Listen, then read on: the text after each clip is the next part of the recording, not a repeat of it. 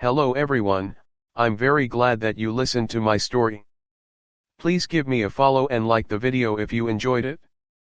Feel free to comment and provide feedback so I can improve the sound quality. Yes, I will now continue the unfinished story. Chapter 1. Where the H.E.L.L is this? Along with this pitiful and earth-despairing scream resounding, countless bird which rested upon the trees flew away while chirping. The culprit however ignores this and is completely submerged in his tragedy. This is one black-haired and black-eyed youth who looks around 20 years old with a face that's not too fugly and not too handsome. Right now, he's crouching on a plain inside a forest, hanging his head low, with a dash of sadness on his face. Lifting his head, he observed the surrounding trees which grew tall beyond observable horizon. He wants to cry but for want of tears can't. Who would have thought after he awakes from his sleep, he would come to such a mysterious and isolated place? Of course, this youth thinks so, for if an outsider were to see this, they would reckon it's quite a lively and verdant forest. It's not like the youth didn't think he was still inside a dream, but, from the fresh bruise on his arm, reality is ab.i.t.c.h. This is all certified by her. Could this is the legendary iSky transportation? But why isn't there any cheats? Why isn't there any reincarnation, and this is a place so desolate there's no human in sight? What am I supposed to do? O lords of transport, are you trying to screw me over? Raw. While still in a daze he sat there without regard for the soil on the ground, opening and closing his mouth. Heavens know what he's mumbling about. Should we say just as expected from an otaku youth? Or could it be that the lords of transport got fed up with his ramblings? Why the youth is still wallowing in his tragedy? A cold machine-like voice came. System initialization successful. Esteemed user, the system greets you. Suppose if one were to be in a G.O.D forsaken place, and suddenly there's a deep cold voice ringing, what kind of reaction would one expect? Well, the answer is on the youth's face. His whole body jerked, screamed like a little girl and jumped higher than never before. Even before he went into a trashy otaku life, he was never this athletic. WH who goes there? You think I am scared of you? I will have you know, even if you want to do me in, original Ross was literally to claim one's lunchbox, which means removing a character from a story by inducing said character's death or disappearance.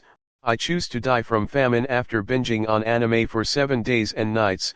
I sure as H.E.L.L won't die in this no man's land, capiche?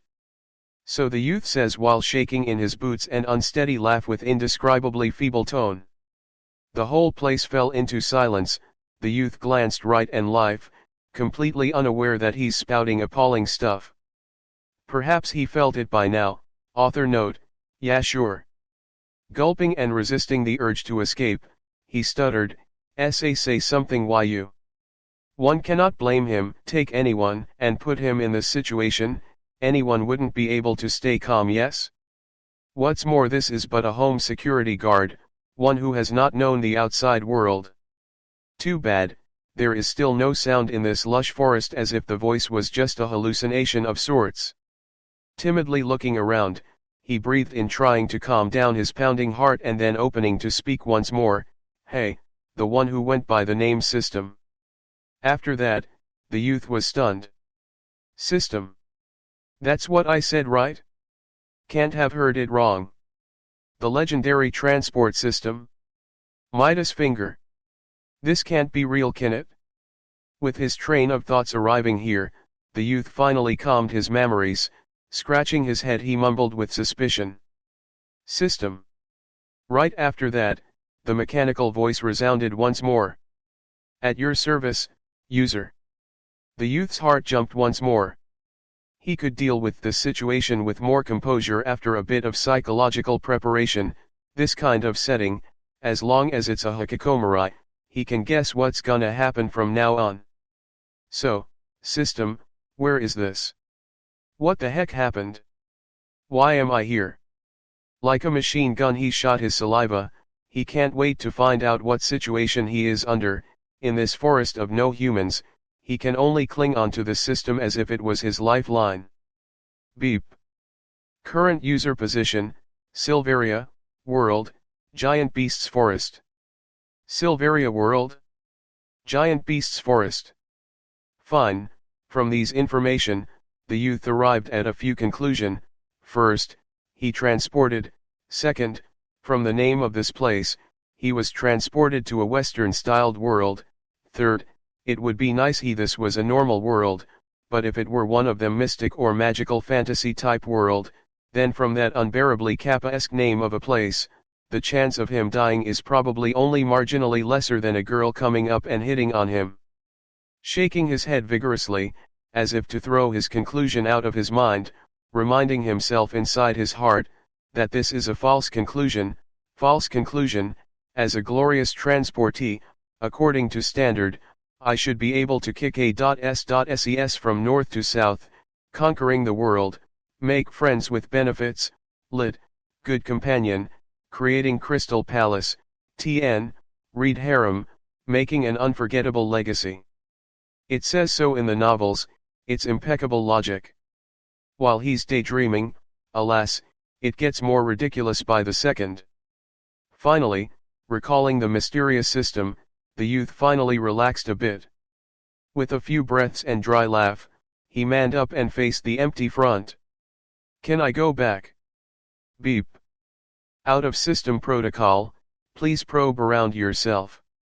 Can't help but twitch the edge of his lips, the youth unamusedly said, then what isn't out of system protocol? Out of nowhere a multicolored board appeared in a flash, it looks so unreal as if it's just a projection. Bewildered at the fantastic board in front of him, floating upon it were the screen for status, equipment, ability, items, summon, totally game-like. Now if he still doesn't realize what this is, he failed at Hikikomori. This is clearly a cheating system straight out of a novel. And so he jumped 3 feet high, creating his personal record once more, ecstatic to the extent he forgot who's being a whiny little b.i.t.c.h just a while ago. This is practically telling me to cheat, lit, against the heaven. Laughing like he went half r.e.t.a.r.d, no wait that was not an adjective, he went full retard. Looking at the status board, as if it was his true love, coming ever close to kissing it, while still in full r.e.t.a.r.d mode, he pressed the tab status. The 5 tabs disappeared and what appeared was an illusory projection of himself accompanied by a description unit status. Unit, human. Equipment, none. Equipment PTS, 0, TN, henceforth EP. Ability PTS, 0, TN, henceforth AP. Summoning PTS, 0, TN, henceforth SP.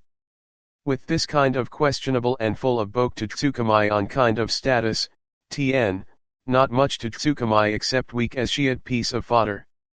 The youth's face kept changing colors as if to imitate the color spectrum on the status projection. Although this is not the time to roast or Tsukumai, this b.u.t.third can't be contained. I say, as a standard novice, the pitiful status and string of zeros I can accept just barely, but why the h.e.l.l does is up with units value.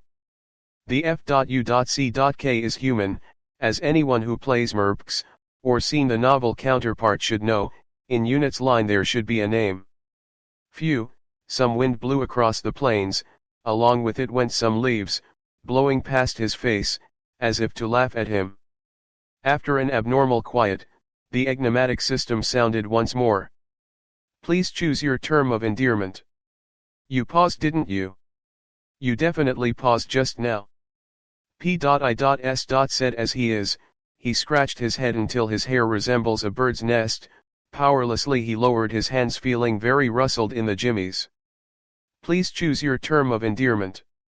The voice urged him once more, poking him out of his faint suicidal feelings, leading out a sigh, he exhaled. My name's. Stopping halfway, since it's a new world, That implies a new beginning, his old name might as well be buried. And it hit him like an epiphany, he mused before he lifted his head. Wu Yan, as in to have no word/silent. I will go by Wu Yan.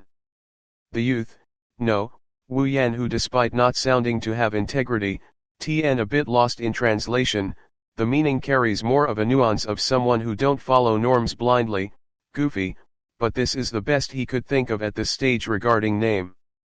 In any case, there's N.O. Body here who can recognize him, a cooler sounding name surely can't run afoul with the law.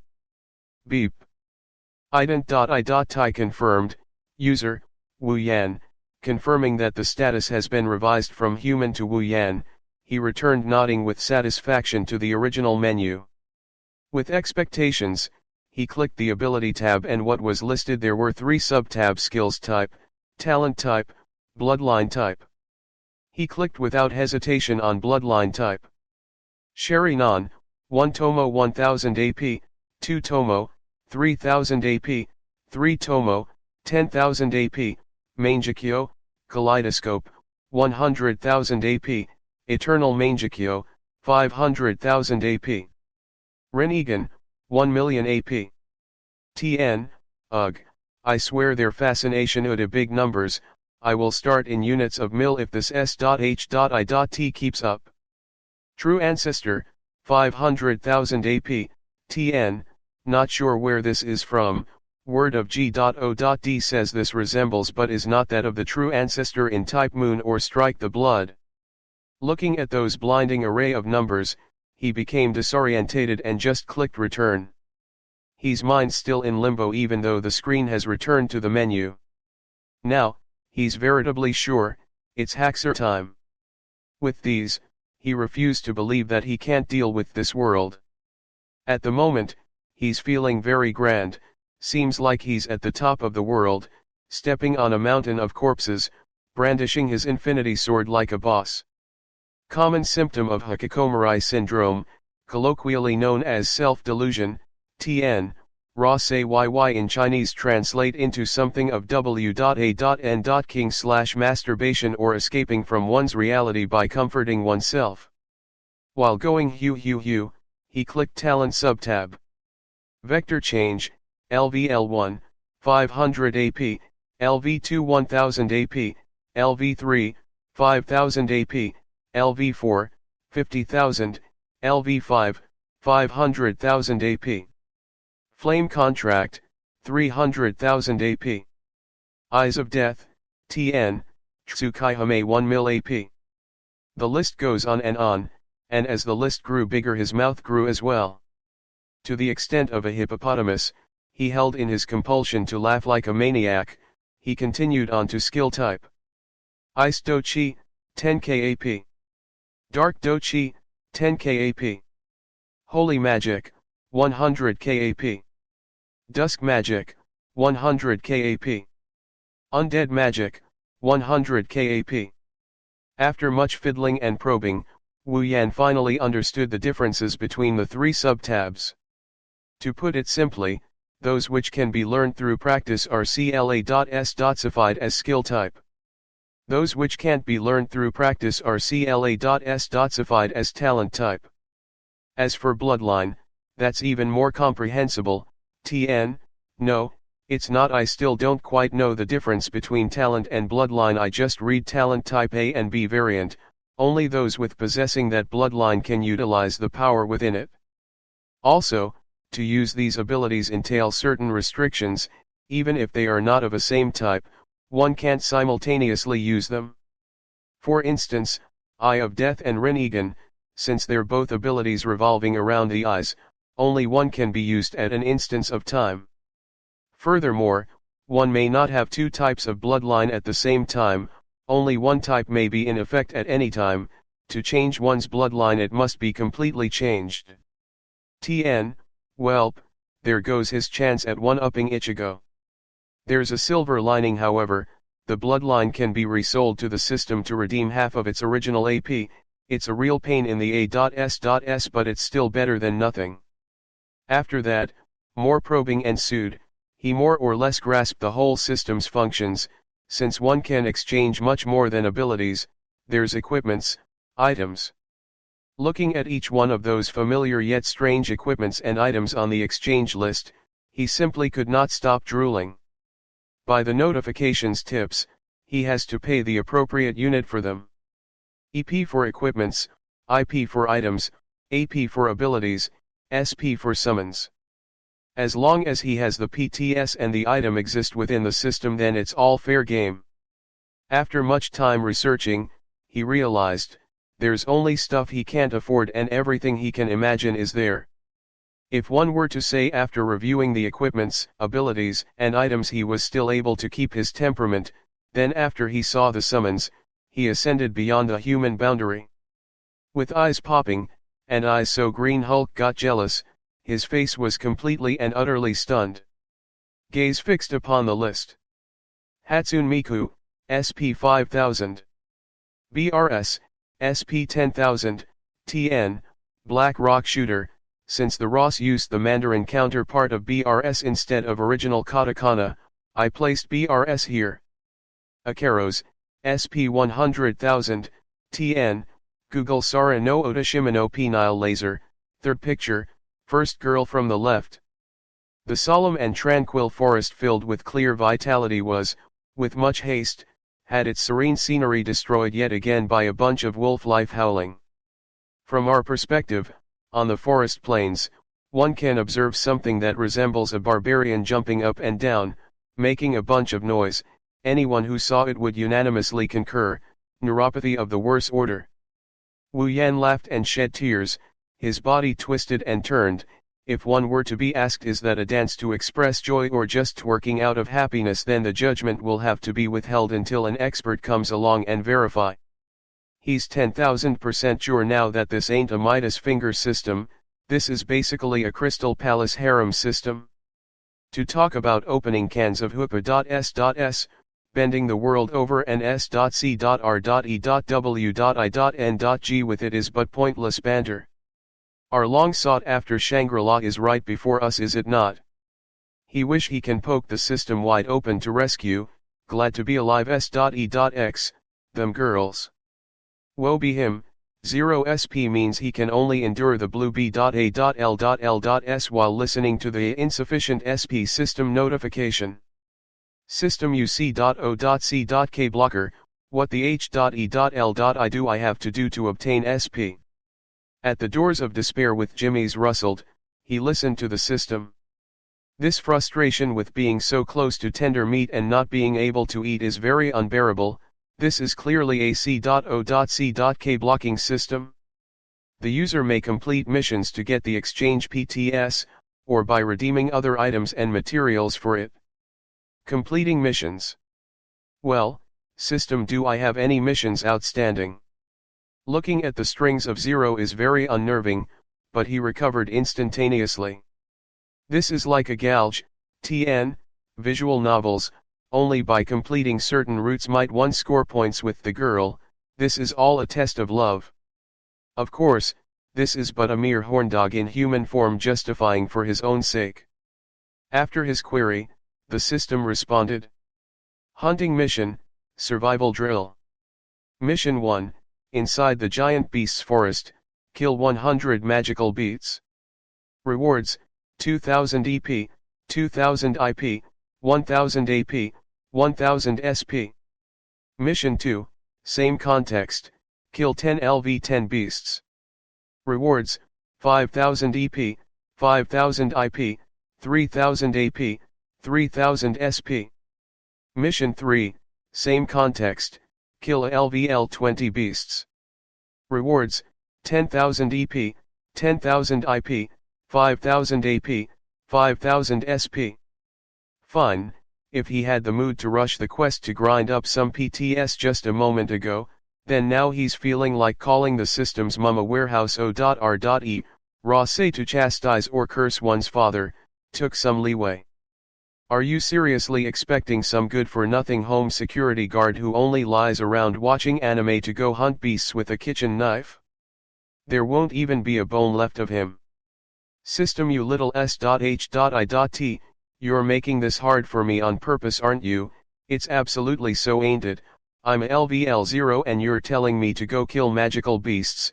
Forget magical beasts, throw any beasts at me and you're sending me on a highway to H.E.L.L. TN, lit, sending me back to the mighty castle of the king of H.E.L.L. Yan Luo W.A.N.G, you really want to waste me just after coming to this world? He's getting more riled up by the second, as if he can clearly see his dead end, sappy and pathetic. If he were to add some more tears and saliva to that, it would really start some waterworks. After dying in his simulations countless times, he finally stopped his sappy oratory. Beep. Based on the fact that the user is too weak, and thus improbable to survive, system will give a starting amount of EP, IP, AP, SP, 10,000 each to enhance user competence. Please choose wisely. At the very moment, to his ears, the mechanical voice seems like an angelic one. Looking at those points, his brow furrowed and he grinned like a fool. One can't help but feel like his oratory was premeditated. After getting his login reward, TN, lit novice gift, any better alternative, he fiddled around with the system. This seed capital is his insurance for surviving in this other world. It doesn't matter which kind of transport novel, there's fundamental principle tried and tested, that is might makes right. TN, alright, you novel update maggots, cough up your recommendations to prove his principle wrong. Only with power can you pose and look good. If you don't, then you're just a poser. TN, any better ideas? Only with power can you do the cliché stuffs like saving a damsel in distress, saving a damsel in distress, saving a damsel in distress. TN, this is author's way of showing where his mind is to ill.u.s. Trade how big a horndog he is. There's something very saddening after looking around in the system. Those glorious things shown were only the system's way of toying with him.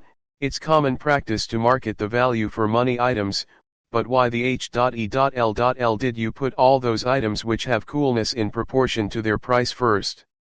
So done with roller coasting between high and low, he looked over the list once more like he was prospecting. The first priority is, of course, abilities. After all, it's pure power.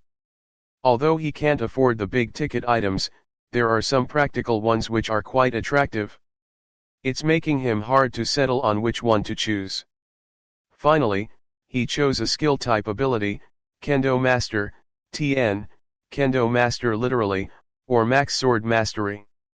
Kendo Master, skilled at the way of Kendo, this ability rivals that of a sword master who has 10 years under his belt, 10,000 AP.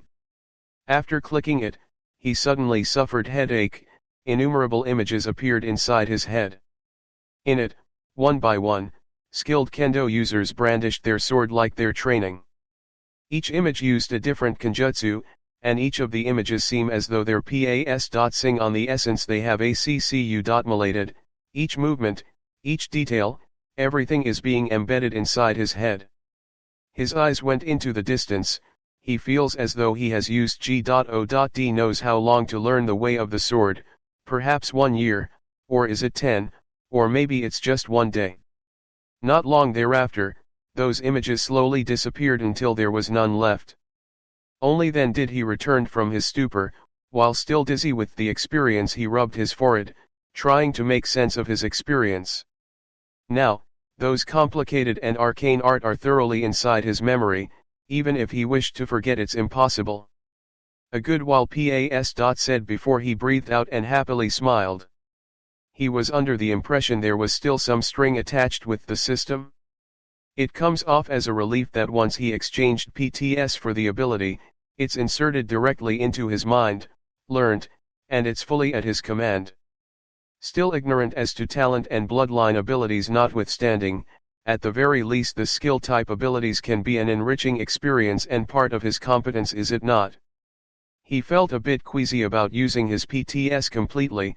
Now he's feeling he got the better end of the deal. He bought a sword from the system. One does not simply use sword art without sword right. Sword of Kusanagi, D rank from Naruto, Uchiha Sasuke's sword, 3000 EP. A flash of light and a sword along with its sheath appeared in Wu Yan's hand. Fumbling the sword out of curiosity, he satisfyingly nodded and placed it behind his waist, and closed the menu. Regarding items, since he's not sure what to use it for, might as well keep it around unused. Tempted as he was to summon Mo Xiaozhou's, he's not a gigolo, TN, closest definition to male who eats soft rice, pansy, beta, P.U.S.S.Y who hides behind P.U.S.S.IES sounds inaccurate or too offensive. I will go with whatever the majority of the audience wants. Still water runs deep with these two DG.O.Dises. If he were to summon haphazardly one stronger than him, it would hurt his pride. TN, rolls I yet again, it would have to wait until he became a little bit stronger. System, are there maps of this giant beast's forest or items resembling that? Imbera.S.Sing to admit, but he does have a bit of a bad sense of directions. All said and done, he is still a home security guard. Beep. Complete map of giant beast forest, IP 3000, confirm. Fine, it was Moi's mistake to rely on you. Currently, he's close to broke with regards to points. Even if it's only a little bit, it's still precious, and he was planning to leave some as provisions. Might as well do some recon by oneself. It is his firm belief that this forest can't beat him. Thus he set forth Bri.M.M.I.N.G with confidence into the forest which moments ago was referred to as G.O.D forsaken place. With his kendo master skill, quality guaranteed by system, come what may, they'll get shanked. But he's forgetting something crucial, even with some ability under his belt, but his level is still acute, round, 0. Beep. Warning. Dangerous magical beast within 100-meter radius.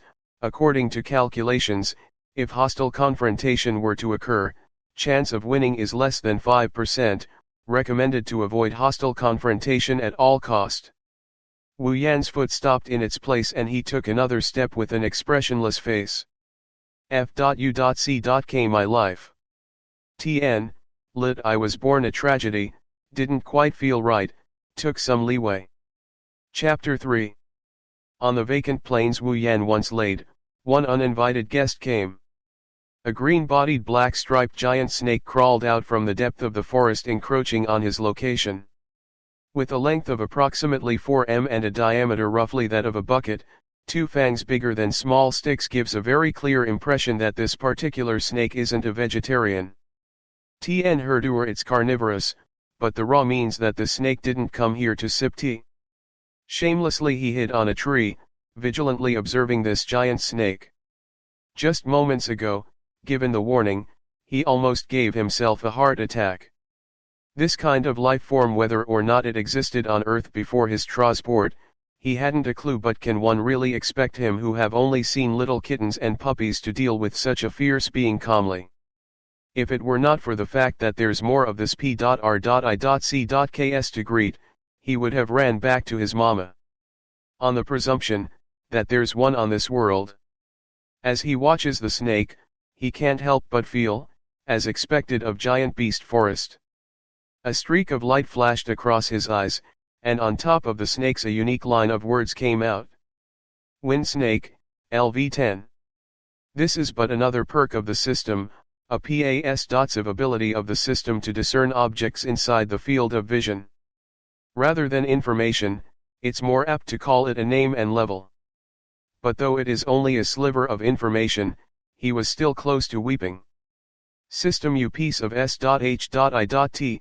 This is AF.U.C. King level 10, to put my chances of victory at 5% with Moi's, TN referring to himself as brother, but it is intended for comedic effect, so I changed a bit, fabulous LV0 when we don't even know if the chances really exceeds 1%. Holding his thoughts, he placed his hands on the grip of his sword and closed his eyes ever so slightly, maintaining his stance so that he can A.S. Salt at a moment's notice, planning his next moves. There's only one chance, and a frontal confrontation between LV0 and LV10 is to nominate oneself for the Darwin Award. Under the circuit. Misstances, only with sudden ambush can one increase the chances of victory, and this strike must strike hard in addition to fast. Or it's nap time. Once he has attacked and the snake is still mobile, then his only option left is to flee. Keeping his gaze upon the huge wind snake, his consciousness went into the system, flipping through the item list. This is why he kept the IP, what better time to use it than now? Immortal intoxicating flower, able to release a certain amount of pollen to induce target which inhaled it into a daze, also has a certain amount of chances to cause hallucinations, 1000 IP. Sword in the right, flower in the left. The flower looks intriguingly ancient, and although there's better choices in the list, he wanted to conserve his resources. Besides, this flower is quite practical and is perfectly suitable for dealing with this threat. Lifting an arm to cover his nose, he sn.I.G.G.E. read while waving the flower. TN, screw wind directions. A bunch of pollens invisible to the naked eyes came out and slowly wafted over to the snake. It's hard to believe, but this flower's pollen do not require wind to carry it, just point it like a gun towards the target and the pollen will only travel towards that direction. Drifting towards the snake, who is looking around anxiously with its green eye because of its instinct. Spring-loaded and with its forked tongue in and out of its mouth, the snake prepared. Too bad this snake's book ends here, for how would it have known with its underdeveloped psyche that an opponent would hide unabashedly and use cheap ploys? It had only known the ones who would come straight up and challenge him. With the passage of time, its eyelids began to grow heavy and watered. Blinking now and then with its body continuously twisting about, but this seems to be a sign of restlessness.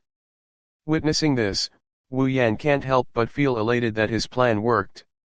Honestly, he was afraid the snake wouldn't get intoxicated since he never knew much about snakes.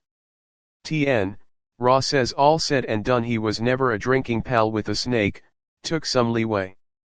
Gradually, as if knowing its time has come, the snake shouted its last lament. In Wu Yan's ears, these pitiful cries are music to his ears. He just heard more, thus he shook the flower ever harder. Until there was no more pollen shaken out of the flower, he stopped, and on the ground is the snake who had went inside a beautiful dream world. Noticing this, he jumped down 6 to 7 meters from the tree and landed on the ground. With his kendo master, even if his body did not improve much, his techniques improved to the point where a little bit of agility is but a simple trifle. Carefully he approached the snake, whose head reached his knees, while gulping. Surely, it won't wake up, right?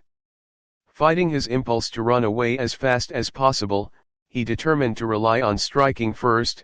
Taking out his kusanagi sword, he took aim at the forehead of the wind snake. Don't blame me, bro, blame the fact that you're born a snake. You ain't got human rights. Remember to be a good person next time you reincarnate.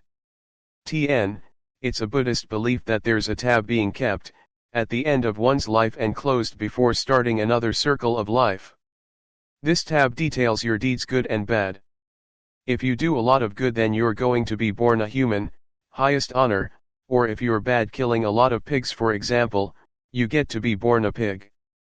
The path of escaping the circle of death and rebirth is through nirvana, but then again, not Buddhist, so I wouldn't know much. Very hard to keep original intention while changing to English. Chanting Amichuofo, TN, to take refuge in Amitabha's name/light, Buddhist expression, he swung the sword. The sharp kusanagi cut through its head like a knife through paper, executing the snake in its sleep. Ding. Congratulations for leveling up, current level is LV1. Ding. Congratulations for leveling up, current level is LV2. Ding. Congratulations for leveling up, current level is LV3. Ding. Congratulations for leveling up, current level is LV4. Ding. Congratulations for leveling up, current level is LV5. Ding. Congratulations for leveling up, current level is LV6. The system notification shook his brain. After he regained consciousness, he laughed, dispersing the feelings of sin and disgust from killing to H.E.L.L. TN, took some leeway. LV10 Monsters Rock. I jumped from 0 to LV6, Moy has finally escaped the T.I.tle of noob. Lifting his arms, he can feel that with the rise in levels, his body became lighter and more vigorous, he's feeling like he's born anew with reinforced bones and clearer mind. A body that was before this only skillful has, with the levels, been enhanced to the point of fulfilling basic requirements of cultivation. Looks like this thing known as leveling reinforces one's body and strengthen one's aptitudes, modifying oneself to become more suitable for cultivation and growth purposes. Clearly, with levels one's talents and body conditions will improve. Combining this with the system's abilities and offerings, being Haxer is no longer a pipe dream. Haxer replaces, to have one's way, doing whatever the H.E.L.L.1DAM.N well pleases, open for suggestions. Beep. Organic materials detected, do you wish to offer this up to system for IP? Beep. LV10 Magic Crystal X1 detected, offer up to system for AP. Still celebrating his level up, the notification make him go blank for a second. Organic materials? Magic Crystal? What the H.E.L.L is going on? Magic Crystal should be obvious, he already read about it countless times in his novels, it is a pleasant surprise to be able to exchange it for AP, but still within acceptable range. But what's up with organic materials? Is it perhaps the snake's body? He furrowed his brows, deep in thought, and observed the out-of-luck snake. Transfer. The snake body slowly became transparent and finally disappeared. Concurrently, the system notification rang. Ding. IP 3000, AP 500. Holy S.H.I.T, it works. He grinned before posing a question. System, what's the condition of exchange? User, the type of points correspond to the materials of exchange. Scratching his head, though he won't say he's dumb, but the system's respond was only understood a little and only the face value of the respond. After a bunch of Q&A, he finally saw the light. Basically, equipments for EP, items and materials for IP, since the body of the snake is a type of materials, it counts as an item and thus the IP, and energy type units for AP, magic crystal contains energy hence the AP. Then tell me system, what do I have to transfer for SP? Even though it's nice to have other things but nice it may be, compared to 2D Mo Xiaojous, TN, Mei Zi, the temptation to write Imuto is strong, those things can shove it, what, why not summon 3D Xiaojous? How superficial, as an otaku, how can one summon 3D Xiaojous? This is heresy. TN, not sure author rant or fourth wall break, treating it as fourth wall break. If user transfer life type units, it can be exchanged for SP. Life type units? Surely it's not living beings, he laughed dryly while feeling like his hairs are standing on its end. Reminder to user, sentient life type units are invalid, valid units are those that have no sentience. The mind.u.c.k is strong with this one. TN, lit, his questions are about to pierce the heavens.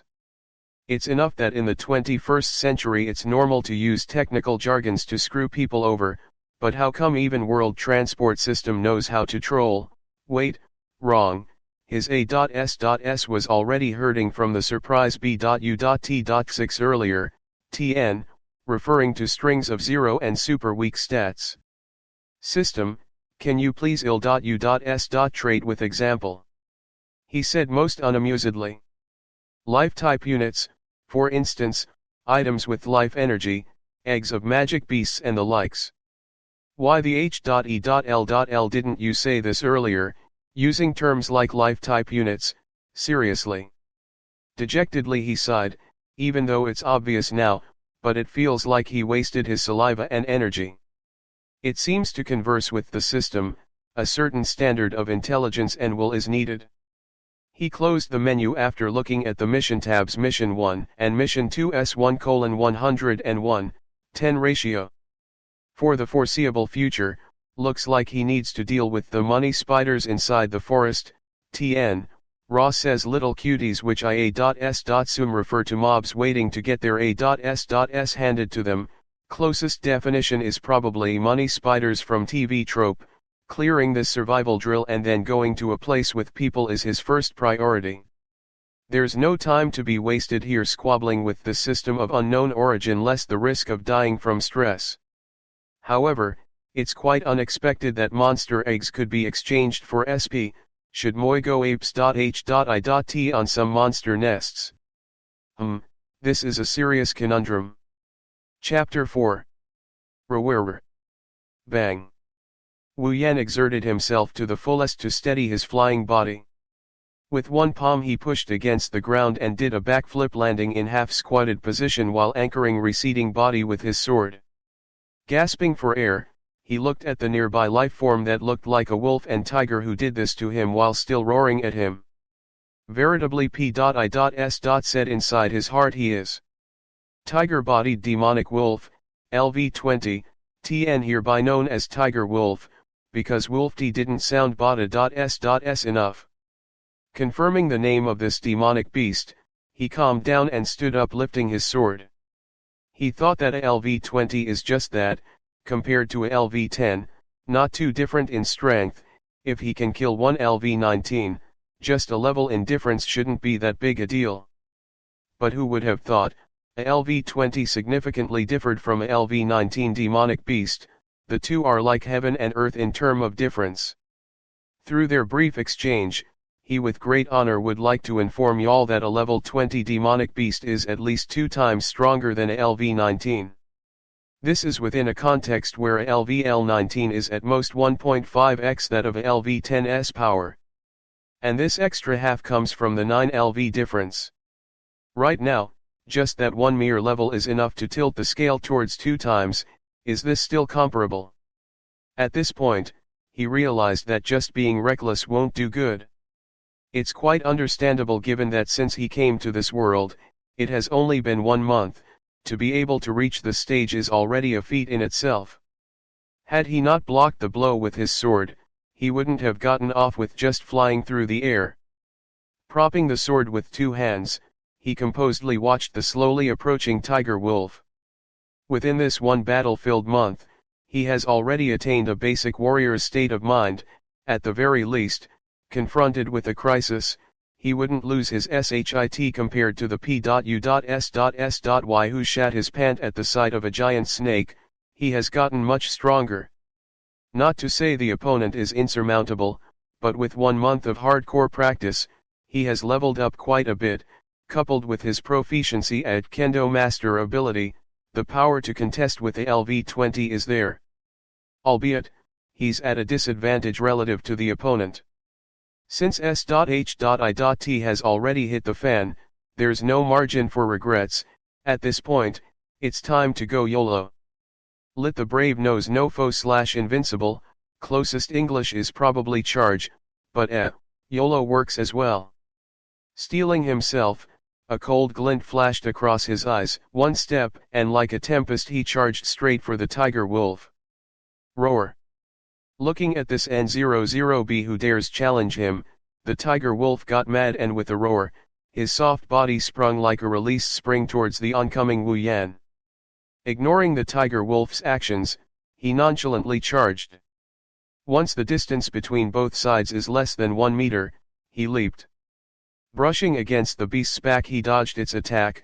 With a twist of his body, he grabbed what looked like a mix of tail between a tiger's and a wolf's, and with a tug he pulled himself towards its rear.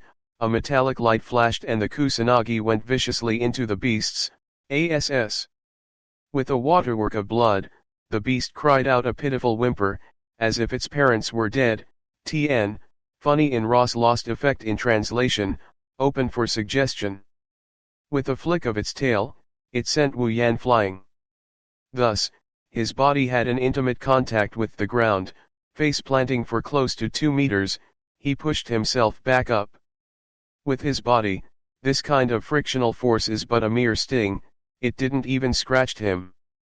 The same however, can't be said of his clothes. because right now his home security guard uniform, short-sleeved shirt and pants, has turned into hobo outfit. Looking at the tiger wolf who's squirming in pain, he laughed fiendishly and tore off the shredded cloths, revealing a ripped upper torso. After leveling up much, his waist didn't hurt anymore, leg pains gone, lost his lipid-based six-pack protector, and grew fit. Compared to the puny body before, this one kick A.S. Turning his sword, without waiting for the wolf to respond, he sliced the tiger wolf's back from behind and gave it giant wound. The weakness of the wolf is its waist. He also knows that, since that's what people do when dealing with wolves. Alas, he forgot, the one before him is not just a wolf, it also has a tiger-like physique. The beast bellowed with rage, neglecting its wound, it raised its claw and smacked Wu Yan into aerial mode. Bam, he crashed against a tree trunk with a trail of blood running down his mouth. It's not like he wasn't injured this past 1 month, but this didn't mean he would get used to it. In the end, he still don't like pain. Not giving him a breather, it came to his front and swiped its claw. Pupils contracting, he barrel rolled from the trunk turned into wood chips under the swipe. He rolled again under the beast, and stabbed it in the gut. Amidst the beast's cries of pain, he pulled out the sword. The tiger wolf's eyes started turning red, hinting it's going feral. Clearly, no matter how much it flips out, the battle won't end just like that. From the start, this match has been nothing but a duel to the death. He thought it would be safe under the beast, but its tail whipped at him. Panicking, he can only block it with his arms. Too bad, this didn't prevent him from soaring outwards. Cough. Cough, he rolled a few rounds before barely standing up, relying on his sword. While coughing out blood, his eyes went dim and his face was frighteningly pale. He felt his organs being stirred and it ached all over his body. Compared to previous experience, this is a first for him. Had it been him from a month ago, he would probably be on the floor moaning in misery. With much effort the tiger wolf moved, and blood came raining down from its abdomen and back. Eyes wide, it glared at him. As it appears, it is in no better shape than him. Who, gasping for air, he kept his eyes locked on the beast. The game has changed to one of attrition and willpower. Whichever side loses it first will be the first one to fall. I just need to stay collected. Chanting over and over, he calmed down. Twisting the sword, he drew it to his side, lowering it and drawing it back. Slowly he closed his eyes, adjusted his breath and cooled down. With Kendo Master in his hands, he has the sword handling finesse honed over decades. The intuitions and sword reach, TN, very conceptual terms being used here referring to the heart's eye and sword's feel, is well within grasp. He knows with his body it cannot sustain rigorous movement. Therefore, he can only use this to decide once and for all. The tiger wolf could give less s.h.i.t what he does. With its undeveloped intelligence, it only knows the one before it is the enemy and the cause of his injuries. Shred him to pieces and devour him, end of story. Arching its back, it jumped towards him and aiming for his clavicle, the beast swung its claws down. Now, just as the wind is blowing past him, there was a flash of brilliance in his heart and his eyes shot open. His sword moved as though it hadn't received the master's permission. Before the claw could reach, the sword stabbed through the beast's eyeball. Gurgr. Fresh blood flowed down. His hand only contained the handle of Kusanagi. In heavy breaths the tiger wolf let out unrecognizable sounds. With blood coming down its mouth like saliva, it made a pool of blood on the ground. Retrieving the sword, he was bathed in its fresh blood. Backpedaling a few steps, he sat on the ground with eyes full of fatigue. The beast gradually fell down, making a thud with its body. Twitching its legs twice, and then, finally stopped. Ding. Congratulations for leveling up, current level 16. Ding. Congratulations for leveling up, current level 17. Ding. Congratulations for leveling up, current level 18. Ding. Mission 1 completed. Received 2000 EP, 2000 IP, 1000 AP, 1000 SP. Ding. Mission 3 completed. Received 10,000 EP, 10,000 IP, 5,000 AP, 5,000 SP. A feeling of warmness radiated from within, and it flowed quickly within his body. With its flow, his tattered body underwent recovery until it was finally returned to original status. His pale face started being flush again, the fatigue in his eyes went away, turning it full of energy and slight hint of brilliance flashing now and then. Rejoicing, he stood up, arms akimbo, stretching his body right and left and finally guffawing. Full HP, full MP, full status revive. Ah! G.O.D. bless the perks of leveling. Laughing a few more times before he sheathed his sword and pitter-patter over to the dead wolf's side. Patting the demonic wolf's head with his hand, an undescribable amount of smugness came from him. Told you not to start a fight you can't end, but no, you had to do it. Now look who went back to the embrace of Wolf Lord. Stop giving me that look before I sell you off. While saying that, he contradicted himself by selling it to the system to exchange for 5,000 IP and 1,000 AP. Satisfied, he rubbed his hands and opened his status screen. Unit, Wu Yan. Ability, Kendo Master, Culinary Master.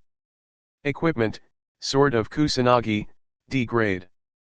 Summons, none. EP, 24,000. IP, 120,000. AP, 30,000. SP, 30,000. Level, 18. Clear as day, IP outnumbered other points.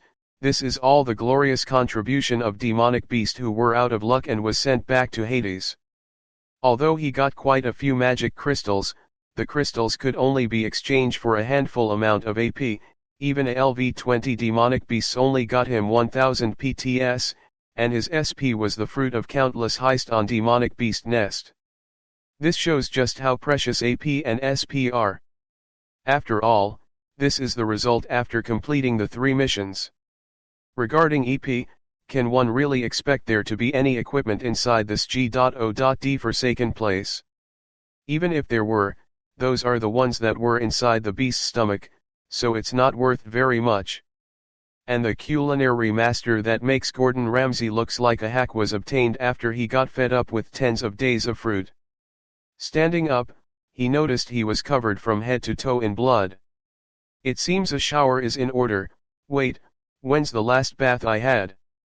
Well, screw that, let's bath. Chapter 5. BRRR, a bit cold but screw it, it's bearable. In a small lake surrounded by trees, Wu Yan is B.U.T. naked and scrubbing his body to get rid of the blood stains.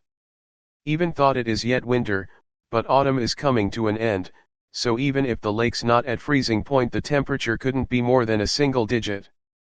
Were it not for his body being much more robust than his previous scrawny one, he would not have dared to take a bath here.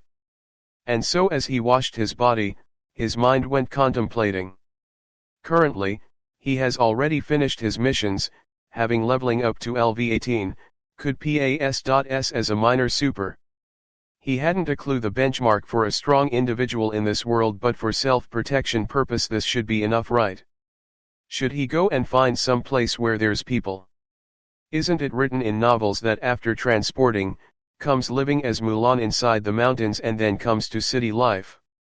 Consequently, get chosen by X family, X royalty, joining Y faction, accepting Z test, and then make the crystal ball explode out of opness, spreading of one's name as genius, shock and awe this small universe. At that moment, X insert grand T.I.Tle emperor, or elder insert pompous T.I.Tlez would run over each other's A.S.S and say, what a fine specimen, would you happen to have any interest in getting to know my daughter? Something like that. A granddaughter works as well. Ari, TN, Google seems to suggest as a Mandarinized version of J.A. Payne's exclamation of weren't you considering whether to leave or stay in the giant beast forest? Why did you start daydreaming here? TN author avatar talking to MC or MC chastising self, going with former if anyone's interested in correcting me here's the raw line. Why? Still not aware of the fact that he derailed from his train of thoughts, heartily he let loose his smile like that of a hippopotamus, looks like it was quite the daydream he had. Splashing his face with water, he uttered after seeing the small lake with no people. Gosh, wouldn't it be awesome if there was a bow chica wow wow to rub my back? You're thinking too much. Maybe not too much. After his voice rang out, a lovely voice was transmitted into his ears. Wow. A lake. TN, herder, peachy. I am gonna take a bath, my body is feeling so g.o.d awful. This lovely voice made Wu Yan who's washing his body jerk. To the observers, they may just write him off as having too many fantasy and is now satisfied with the voice. Young miss. Please don't be so hasty. Let us check for signs of danger. Now, a sound cooler and soft voice than the lovely one before resounded, seemingly calling for the aforementioned young miss. Police, TN, improvised from Aya, this cute lake won't have any danger, you guys wait here, I'm going in, I can't take this any longer. He almost smashed his face against the water, he wants to tell her that to rush in just because the lake is simply too amusing. Young miss. Slow down. With a cramped lip corner, he watched as a pet.I.te luscious figure approached, a certain extremity began to ache, TN, referring to his B.A.L.L.S, is internet slang for the lack accurate translation, triggered, B.U.T. Third, or emotionally excited or the feeling of I am so done. Honest to G.O.D he was just having his fantasies, a mere joke. Steadily, a girl with long straight black hair, wearing a unique, at first glance obvious kind of otherworldly one-piece accompanied by a white outcoat, appeared in front of his eyes. The young thing has a countenance as exquisite as fairy, even if the body has height less than 1.7 meters, but the body is magma hot like a witch. Just by looking at those cans bigger than D-cup at least, one can tell how curvy the body is. The pretty young woman saw the water and laughed cheekily, it is unknown whether is it because she didn't see or that her body was that unbearable, but she stripped down leaving him flabbergasted. Cute face, TN lit child-faced, I imagined she is like a certain op.I.G.O.D so didn't put baby face? Black, long and straight hair? Silly by nature. Just looking at this beautiful young thing filled with mo points, he cannot keep himself calm anymore. Hey. What are you doing? He shouted with cold sweat running down his head. If anything, it's because she's too good with her hands, TN she already stripped closed enough. In his eyes, the girl's body obviously froze in a state where she is and is not stripping. And then she turned around in a mechanical way, looking at him who still has cramped lips. The two stared lovingly, at each other, the whole place fell into an abnormal quiet. After a good while, the girl slowly widened her mouth, he noticed this as a bad sign.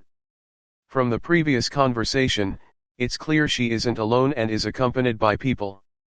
Though he doesn't know if her partners can dish it out, but if she were to shout, him being a victim notwithstanding, would still be subjected to a misunderstanding so great his death won't make up for it.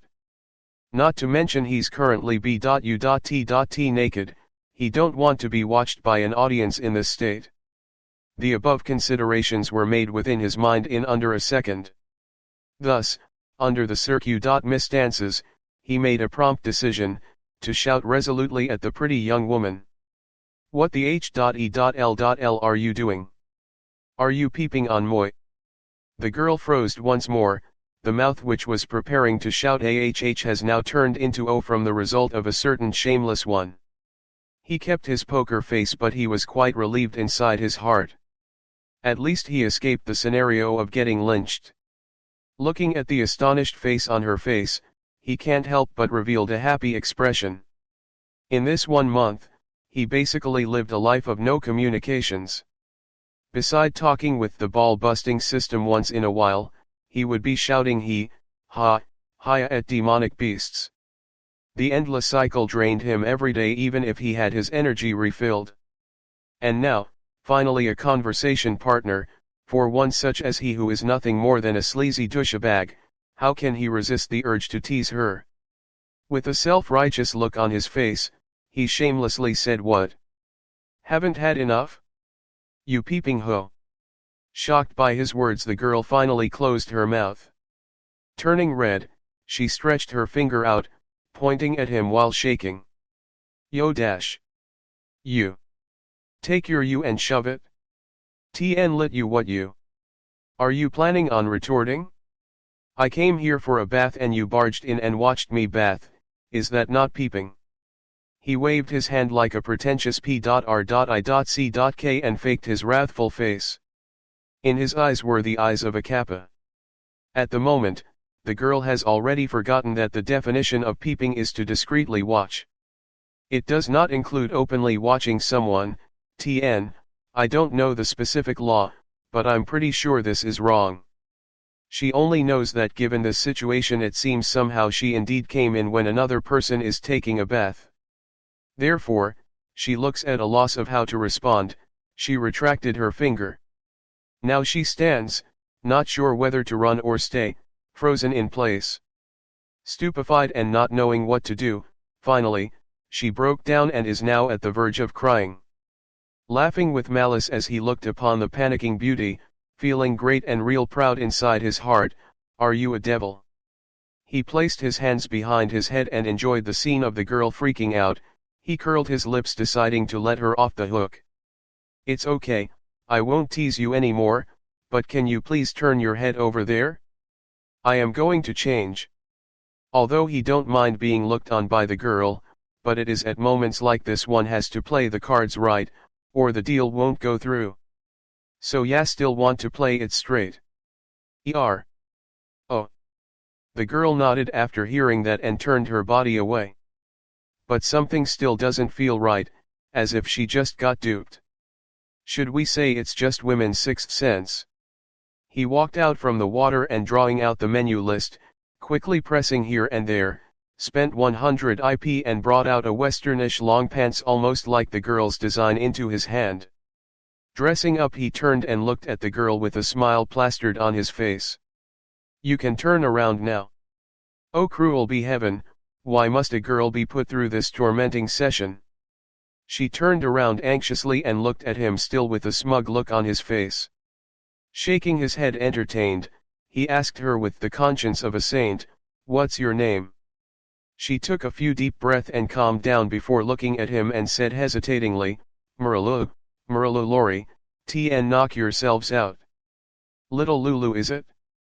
Rubbing his chin, he patted her head and said with jest. "You're the small one." "I'm not small. I'm already 17. With a bravado coming out of nowhere, the meek Lulu protested with much voice. Now, she's feeling a bit impressed. Not only does he call her with such a doting and corny term not even her father would use, he patted his head with such fond movements, right now she's feeling more intrigued by him. He doesn't seem to have heard of me. This is in the situation where if she uttered her name of Lori, no matter who, they will instantly turn servile and obsequious. However, this man who looks no much older than she is said her name like it's no big deal.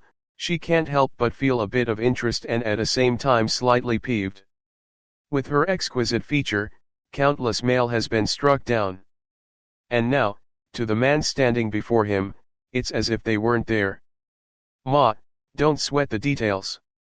Incognizant of the LAS.SIE's feelings, he hand-waved her comments. "Does this mean he is impervious to chicks? H.E.L.L. Nay. There's no man who don't like a fine piece of A.S.S, he's the same. The reason he's unfazed by her looks, which trumps any 21st century stars, is due largely to the fact that he's an otaku. Compared to Lulu, he's feels more mo towards 2D beauties, TN, mo, slang, Wikipedia.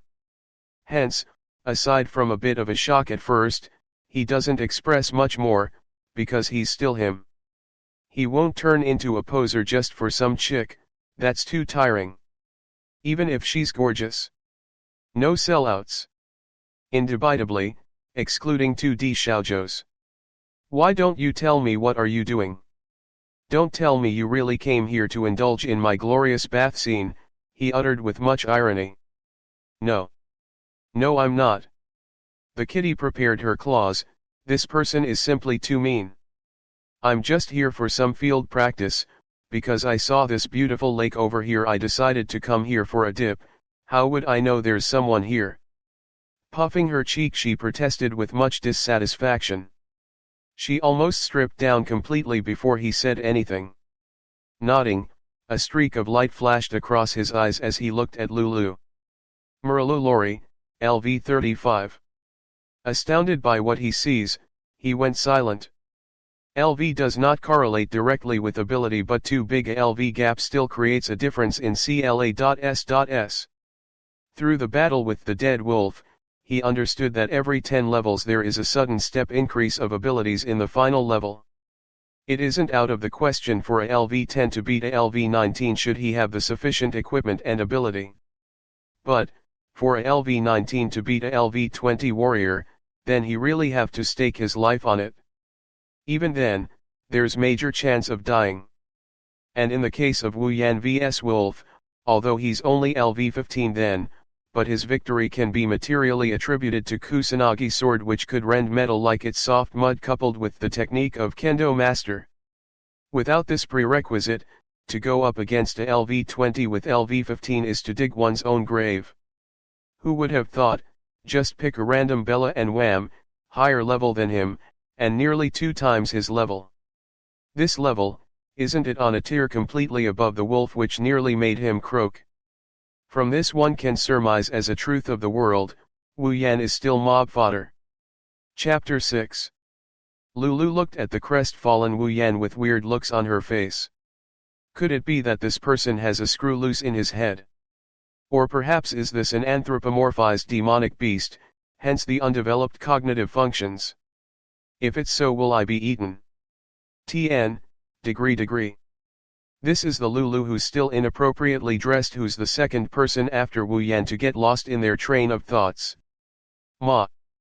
When all is said and done, Moi just arrived at this world for a month, and to LVL up to 18 within a month is quite a feat. She might have cultivated from a young age to reach LV 35. Yep, definitely so. Patting himself on the back, he changed from crestfallen into the happy fool mode. Annie, Lulu. WA. Don't eat me. One can't simply ignore what came out of her mouth when she heard him. With jolting brows and forced smile on his face, he watched as the girl went fetal. How can he stay calm after a statement like that? Coughingly he said with a stern expression, Lulu, you should know, although you do have quite the value for being eaten, the art of eating is a very deep one. In my opinion, it should only be done after you and I exchange our feelings and under mutual consent. Only then would the subject of eating be appropriate. Right now, bootylicious as you are, we aren't a thing yet, so you're safe from being eaten. She, who was still afraid a while ago, was stunned. Sure, she's a klutz, but she's not R.E.T.A.R.D.E.D. After he puts it this way, if she still doesn't know the meaning of that, then it would mean she's just a naive 17-year-old girl with energy to spare. Lulu stomped her feet and started pointing fingers at him, totally embarrassed, said, and infuriated at him. Who said that kind of eat? Going Huiwei, he teasingly said to her delicate face, you said it, you told me not to eat you. I may amend, confounded, she don't know what to do. Should she tell him that she thought he was a human reborn of a demonic beast and that he's here to eat her? TN, that's some doujinshi material right there. Fine. Done with her show, he waved his hands and dismissed with a fed-up face. Since you're on a higher LV 35, are you honestly afraid of being eaten by me? Shocked, she looked at him with a blank face. On a higher LV 35? What do you mean by that? He scratched his head while thinking after seeing her reaction. Could this world's ranking differ from my system's display? I mean your grade, or ability. Finally understanding, her eyes shined brightly. She let out a happy giggle, happily clapping her hands like she just thought of something. You betcha, I'm a 4th-tier magician, I'm not scared of you, ahaha. 4th-tier magician. Now it's his turn to be puzzled. The F.U.C.K kind of categorization is 4th-tier magician. Oh, you didn't know. The roles reversed. Once she saw him being puzzled, she put on a queer look as if she can't believe what he just said. But compared to him before, it's still better looking. Quickly, he rolled his eyes after guessing what her internal monologue is. Just treat me as a barbarian coming out from the Bunas way deep in the mountains. Now tell me, what the H.E.L.L did you mean by that? Oh, so it's like that. Feeling helpless after seeing her face, he just shaked his head. He's absolutely sure she just took his words as the truth. After listening to the Klutz's explanation and filling in the blanks, he had a fundamental understanding of this world. And it's as the system said, this world is known as Silveria, a world under the control of empires, royal families, and other factions. The N.O.Bli families and faction omitted, this world's major power lies in the hand of 3 empires. Ilu Empire, Tn, of the southwestern region, Baraba Empire, Tn, of the north, Phia Empire, Tn, of the southeastern region. His current position is smack middle in the central region of all the forces. In this world there's 2 mainstream profession, warriors and mages. A warrior cultivates his dochi, a magician trains his magic mana. And along with cultivation comes the ascension towards higher tiers. Warriors and magicians have tier 1 to 9. Warrior who has reached the first tier is known as a tier 1 warrior, and a magician who has reached tier 1 is known as tier 1 magician. Those Serpa.S.Sing the 9th tier are known as 10th tier supers. These people exhibit a trace of transcendence, with the faintest of movements they can easily extirpate a town. As such, there's only 5 of these demi-G.O.ds in the world of Silveria. And the cream of the crop, the one who Serpa.S. said demi-G.O.ds cannot be termed super anymore. This kind of existence is known as a God. In Silveria, the first historically recorded 11th tier G.O.D is the one used to name this world. Just from hearing this he can feel tremendous pressure. Fine, give or take, as long as it's a transportee and he transported to the world, most of the time there exists a demi-G.O.D tier, that's normal. But isn't it the case that to transport is to become a G.O.D? Tn, can't refute that logic. Ichiro Koff *A's 10. And according to her, in the whole history of Silveria there has only ever been 4 G.O.ds, one is Silveria, the other 3 is the eponymous founders of the 3 empire, Ilu, Baraba, and Phia. These 4 G.O.ds are no longer in existence. It seems some kind of discord happened and a battle royale happened. Finally, they ended each other. And since the 10,000 years after that, the world has yet to see a being transcending into a G.O.D. After the explanation, he more or less guessed the similarities between the system CLA.S.ification and Silveria's. Lulu mentioned that she's a 4th tier magician, somewhere in the middle range of this tier. And in his system, she's CLA.S.spied as LV35. In other words, LV1-9 equals tier 1, LV10-19 equals tier 2, and so forth. LVL90 is demi-G.O.D, full level 100 is G.O.D. As a tier 4 magician, her LV being 35 checks out with the facts. Rubbing his forehead, he feels like he's hurt inside. It seems he's but a mere tier 2 mob. There's tons of people stronger than me. It looks like I was looking down on the inhabitants of this world. At the very least, he's not the LV0 piece of S.H.I.T from before, completely powerless. Not to mention, relative to this world's people, he has a big advantage. Having the system as a trump card is a given, but the key point is that, he only needs to grind through countless battle to increase his power. Unlike the free-to-play players of this world, who needs to deal with cultivating like a geek, and G.O.D forbids, like in the novels met with a bottleneck get stuck like a skis inside a toilet bowl without the slightest improvement. TN infinite potential / talent basically. His method of improving is completely like that of a browser game, as long as there's EXP, he can become stronger, bottleneck can go play with a vibrator. As long as he puts in the effort, it's only a matter of time before he becomes a super. Understanding this he reached an enlightenment. Well then, little Lulu, which Humpty Dumpty big family did you come from?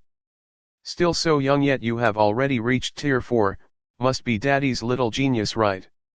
I've already said I'm not small. If you're going to call me a genius call me one properly don't call me little genius, she's veritably not happy with the sensitive word little. After dithering a bit, she opened her mouth that only knows how to drop bombs after bombs. I'm the sole child of Ilu Empire's #1 family, the House of Lori. This might seem like nothing but she said this full of determination and consideration.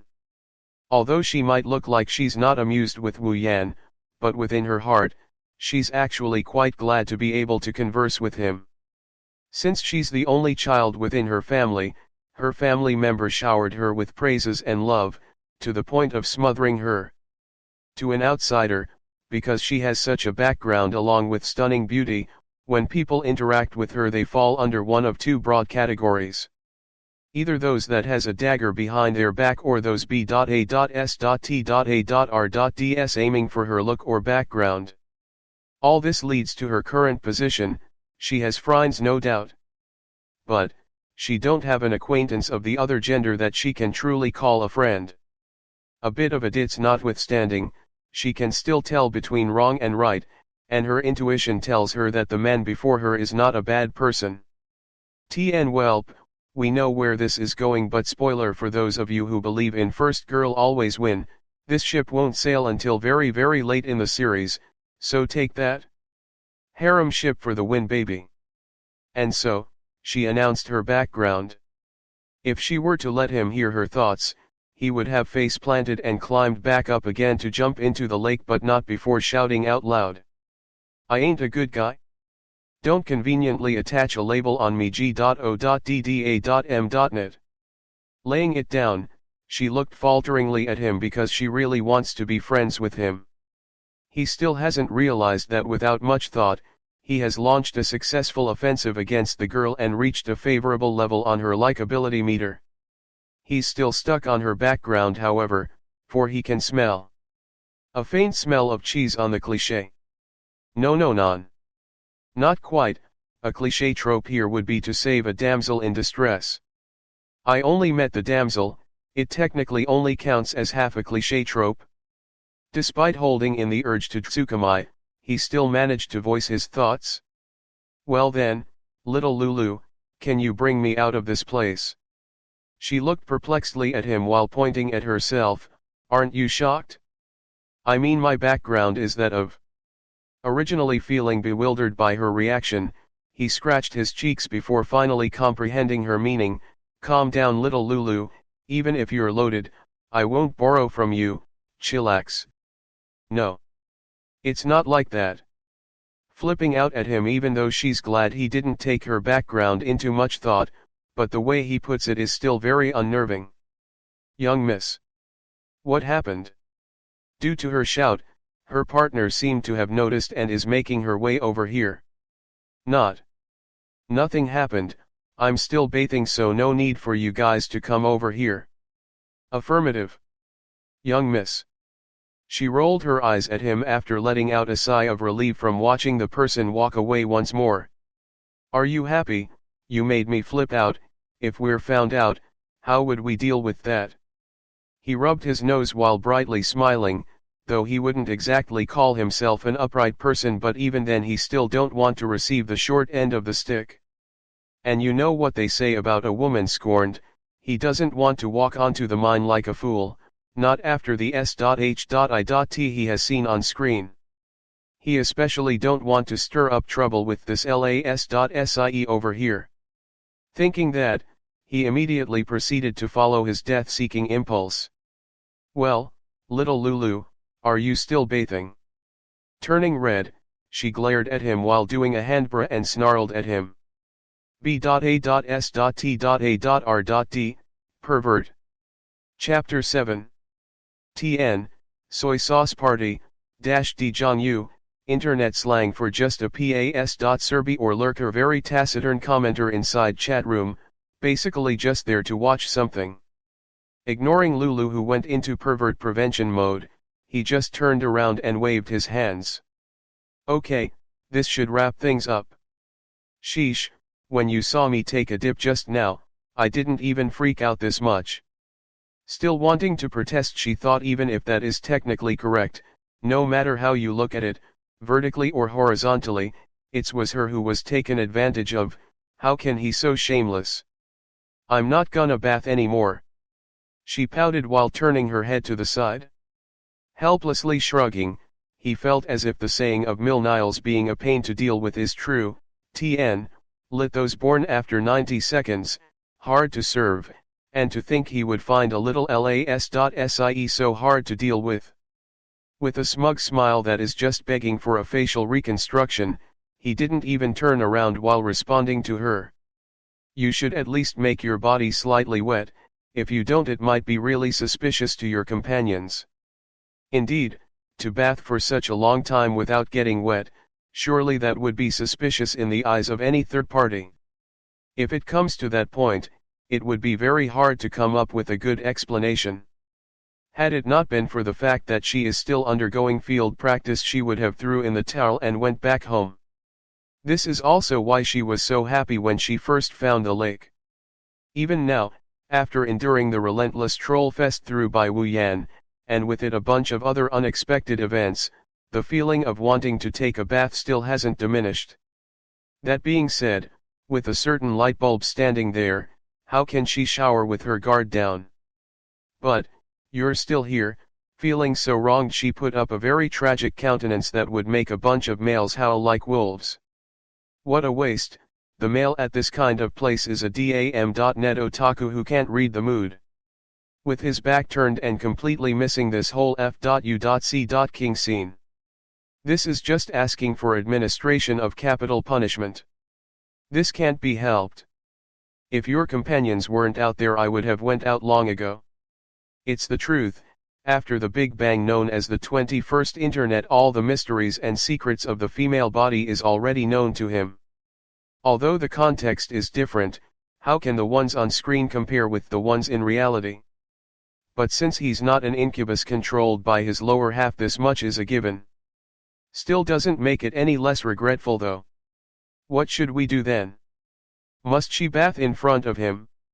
How can this be? Frowning, he took the underpant he threw at the lake.o.r.e while looking at it with much distaste. That's yours. Yo. The f.u.c.k are you not pleased with? TN, author talking to Wu Yan. He ripped a piece of the underwear and used it to blindfold himself. This should be okay, right? If you trust me, hurry up and be done with it. As she watched this series of event unfolding stunned, her lips started quivering. She tried her best to hold her impulse to laugh out loud while closing her mouth with her hands. She looked desperate in her attempt. After observing his face for a while, she jokingly said, "You absolutely must not sneak a peek, okay?" He went completely speechless. "Little Lulu, please be at ease. Until we reach the point of being bedswervers, I won't be in a hurry to eat you." Glowing red, she leered at him with much hate before slowly stripping. Listening to the sound of fabric slipping along the skin and the splashing of water, he quickly got a headache. Isn't this just challenging my willpower? Why must my mind's eye be so sensitive at this moment? Moi don't want to turn into Lu Xiaohui. TN commonly attributed as being able to keep calm when a woman is flirting with him. Done, you can release your fold now. After Lord knows how long, Lulu finally called out with a happy tone, waking up Wu Yan, who's still busy diverting his attention by counting the number of monks and nuns.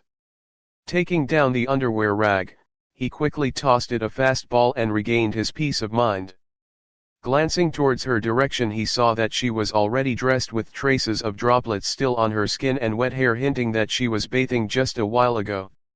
Clearly pleased with her bathing experience, a bright smile was stuck on her face. Admiring her beauty a few more times, he pointed it out honestly. If anything, little las.sie, you do meet the requirement for being so self-confident. She, who had already gotten used to his style of talking, was not put on stand from his statement. With arms akimbo, she got full of herself and told him, "But of course, you should know that I have a lot of suitors chasing after me." Entertained by her display, he shrugged. Yes, yes, yes, Lulu is the fairest of them all, everybody digs her, now lead the way out of here. Oomph, insincere. Creasing her nose and harumphed, she turned away, leading him towards the outside. Suddenly, he realized there's a major problem. By the way, Lulu, how do you suppose we explain our situation to your companions outside? The two stopped at the same time, frozen like a statue in their position. The whole place went silent, only two pairs of eyes looking at each other and Wu Yan's dry laugh. Young miss, you're finally done bathing. I was thinking of going to check on you if you took any longer. While Lulu was walking out, a red shirt fodder look-alike came. It seems this uncle is some kind of guard. The dude said that while ogling her up and down as if to ascertain if there was anything missing from her body. Nothing much, maybe because it's too comfortable I forgot the time and bathed a bit too long. She oddly turned her gaze away. This is clearly a giveaway, but fortunately the opponent is a dirty fodder of an uncle. Relu, your bath this time is quite long, isn't it? From the steady and warm voice, he quickly recognized it as the one who talked with Lulu before.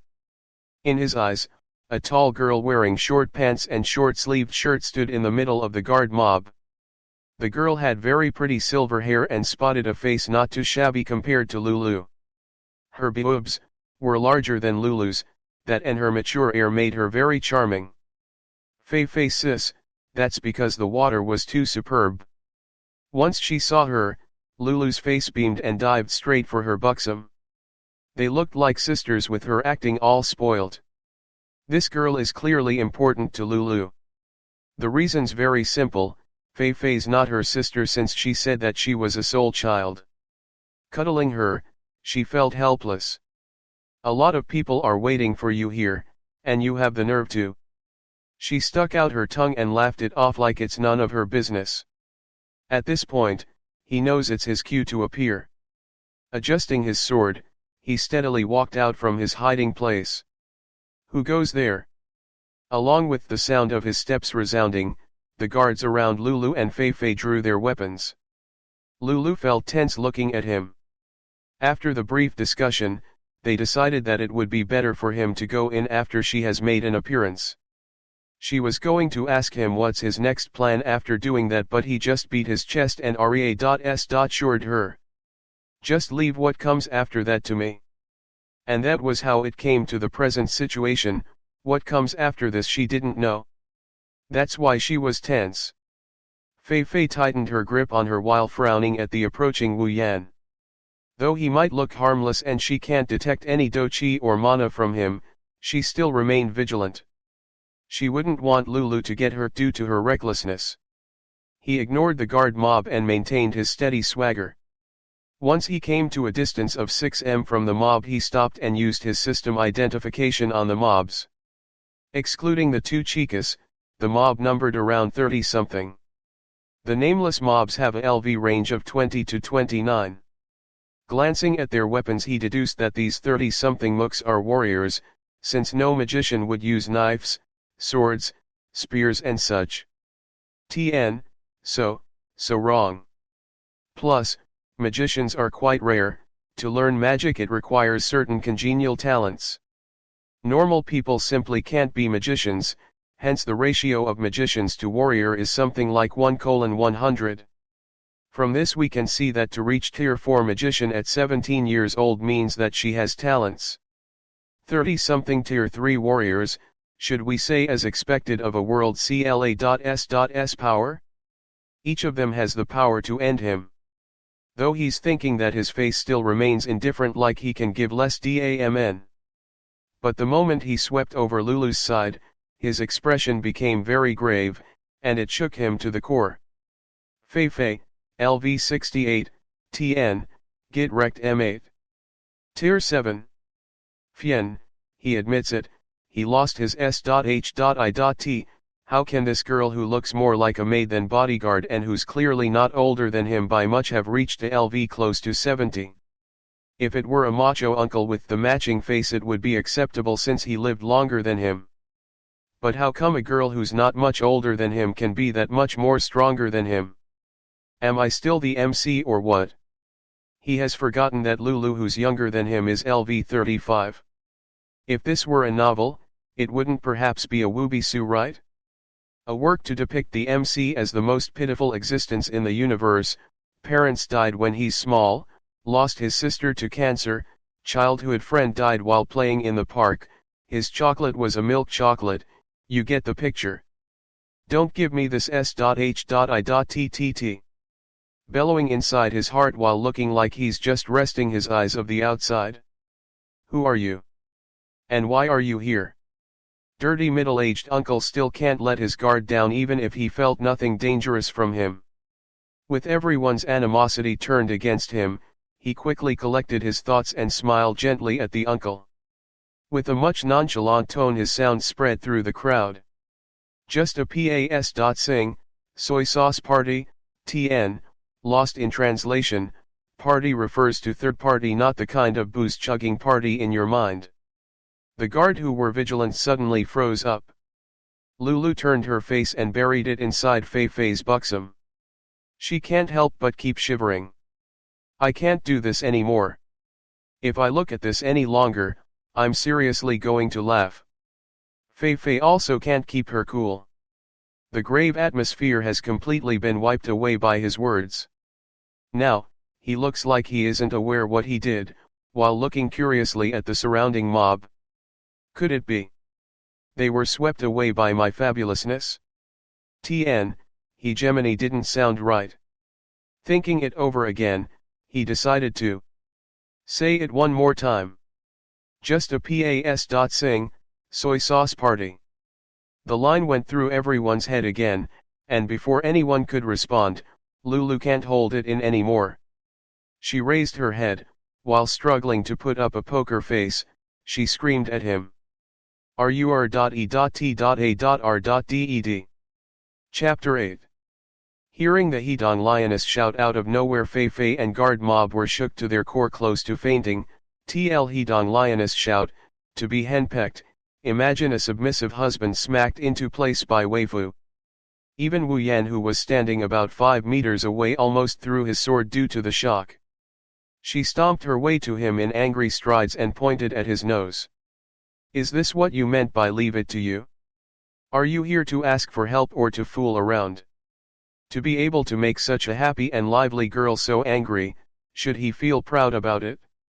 He shrank his head from the triggered Lulu, he tried to laugh it off with a brilliant smile.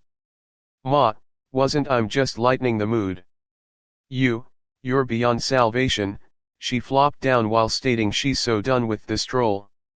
Hey now, don't put it like that, weren't I doing just fine? At this moment, Fei Fei and the guards can't seem to piece together the clues. From this interaction, it seems this male gets along quite well with her, and since they're so close, why didn't they just greet each other? And Fei Fei is reading into it much more. As a personal guardian, she knows that Lulu don't have any male friends, even her female friends weren't that many to begin with. Where did he come from? Why haven't she heard of this friend? Furthermore, when did they become friends? Why weren't I privy to this? And from the looks of it, she is trying to cover up their relationship. What's going on?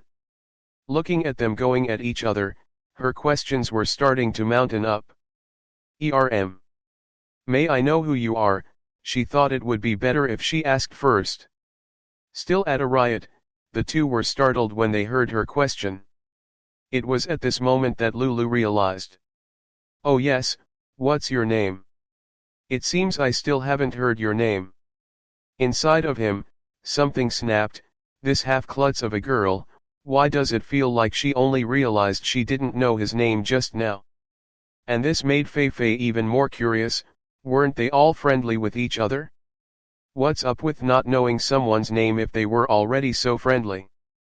Powerless, he can only shake his head and waved at Fei while grinning. The name's Wu Yan, nice to know you, pretty woman. Oh, so you're Wu Yan? A certain half-airhead Xiaozhou said. Mr. Wu Yan, greetings, the name's Fei. Seeing as he doesn't look like a villain, she decided to let it go, but her doubts still remained. Might I ask, how did you get acquainted with Lulu? Hearing that, they both looked at each other. After a brief silence, the two said with much unison. I don't know him/her. Trying not to laugh at how synced they are, her brows jolted. Oh, so that's the case, is it? Then, your purpose of coming here. It seems she summed he was here to look for Lulu. Perdu bet he scratched his head. How should he put it? Should he say it's because he didn't know the way out of this forest, and that he's here to ask for directions? This sounds embarrassed. Had Lulu heard, she would have retorted that he's already very embarrassed. Helplessly he shrugged. Actually, I really am beating soy sauce while sing by. At a loss of words, logically speaking, if he doesn't want to tell the truth, there's not much she can do. Should he be a person of untrustworthy character, then one can just ignore him, but no matter how he look at it, he's quite friendly with Lulu. In no time at all, he has made the competent Fei run out of ideas. Guard mob also looked at each other. If it were your typical meddler, they would have dispatched him with haste, but under the circustances, they don't have much ground to stand on. Besides, after that performance by him, they already don't feel like wanting to have anything to do with him. The mood turned a bit awkward, and he can only utter a few dry laughs. It can't help since he's such an outlier. Well, what's Mr. Wu Yan planning on doing next?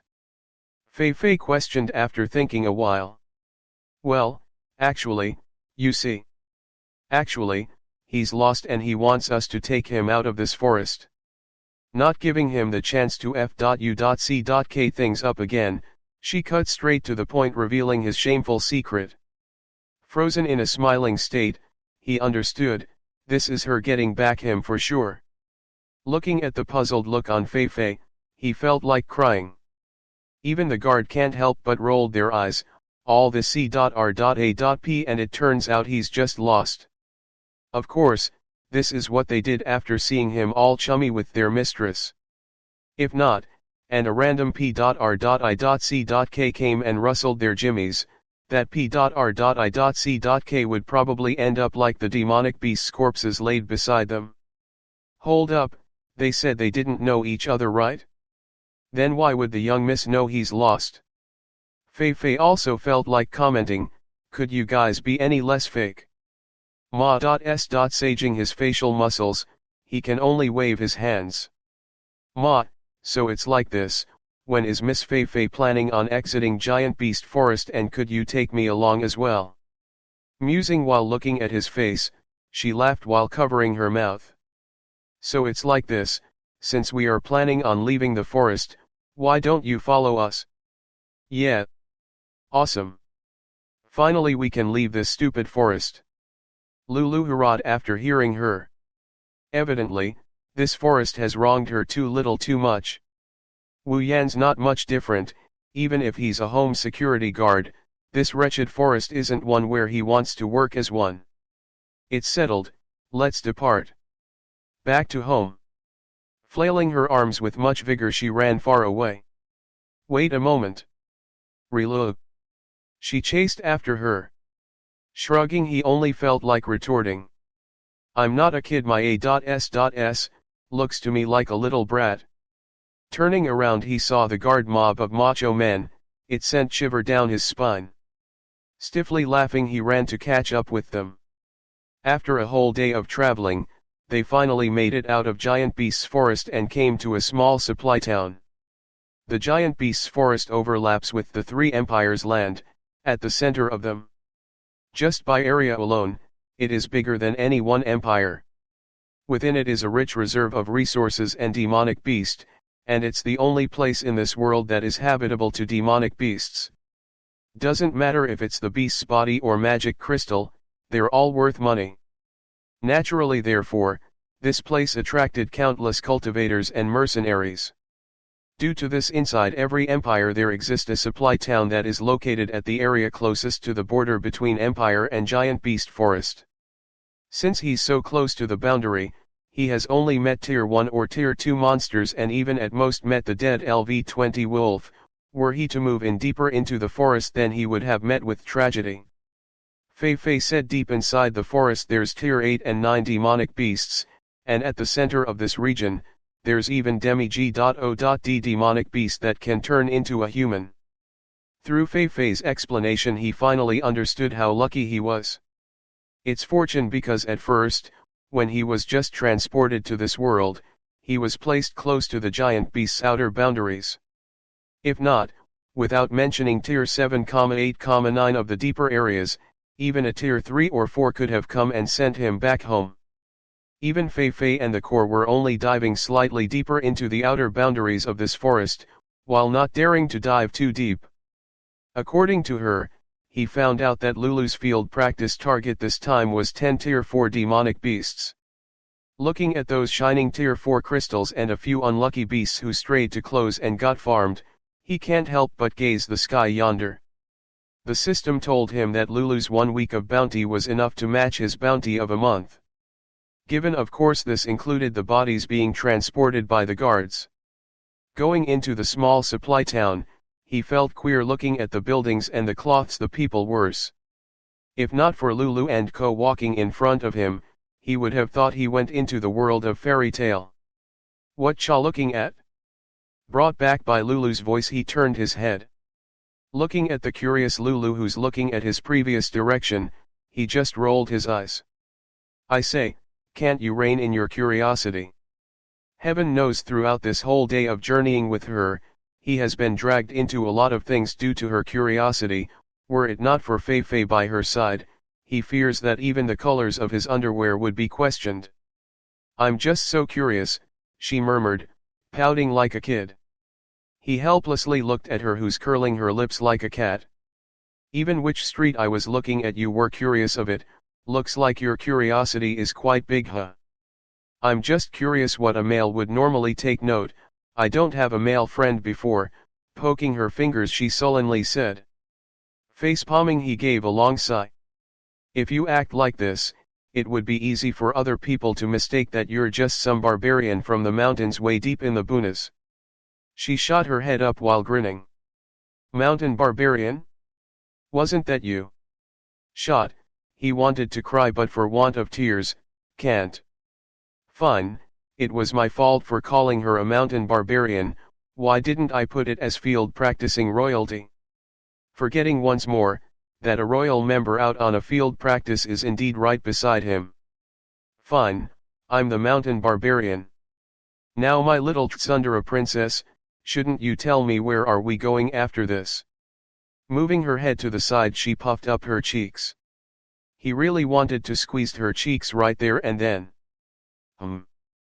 Fei Fei said we will first find and stay at a hotel for a day before heading back home tomorrow on an airship. Stopping his step, he gave her a deadpan look. What did you just say? Ride what?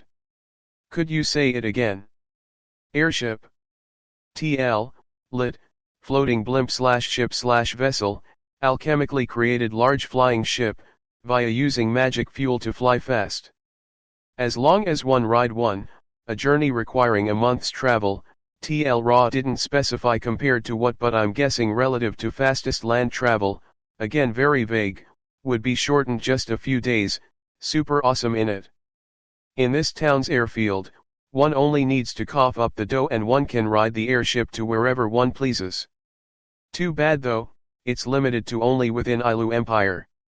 Oh really? I don't suppose it was made by a certain magic guild called Blue Pegasus. He really thought that he might as well go and search for Natsu. What's Blue Pegasus Magic Guild?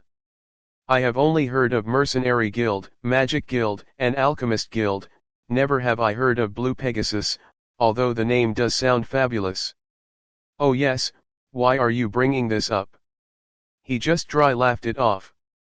Ma, don't get bogged down by details, details are for TL, now, let's catch up with Fei Fei and co, they are getting further and further away from us.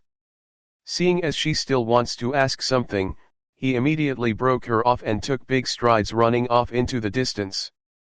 What's a? Hey you. Wait for me. She hatefully stomped her feet. Ignoring the fact that she drew the surrounding people's attention, she chased after him. Obligatory feature image. You wish you were this fabulous. Chapter 9. After Wu Yan's done washing up, he walked out of the. He sincerely wished he hadn't stayed a night at such a inn. The reason's simple, he's broke. Yesterday, after he mentioned he didn't have money on him, Lulu magnanimously said she would cover the fee. The judging look on the innkeeper's face at that time, how he wished he could find a hole to hide then. Right after walking out, he saw the Lulu and Kor all dressed up and ready to depart. Lulu zoomed to his side while unhappily complaining about him. So slow, why did ya have to sleep so long, completely like a pig? He just rolled his eyes at her. This by his standards as a former home security guard, is already exceptional. He can sleep until noon before, unlike now where he has to wake up so early. Mr. Wu Yan, what do you plan to do after this? I heard from Lulu that you don't seem to have a place to stay.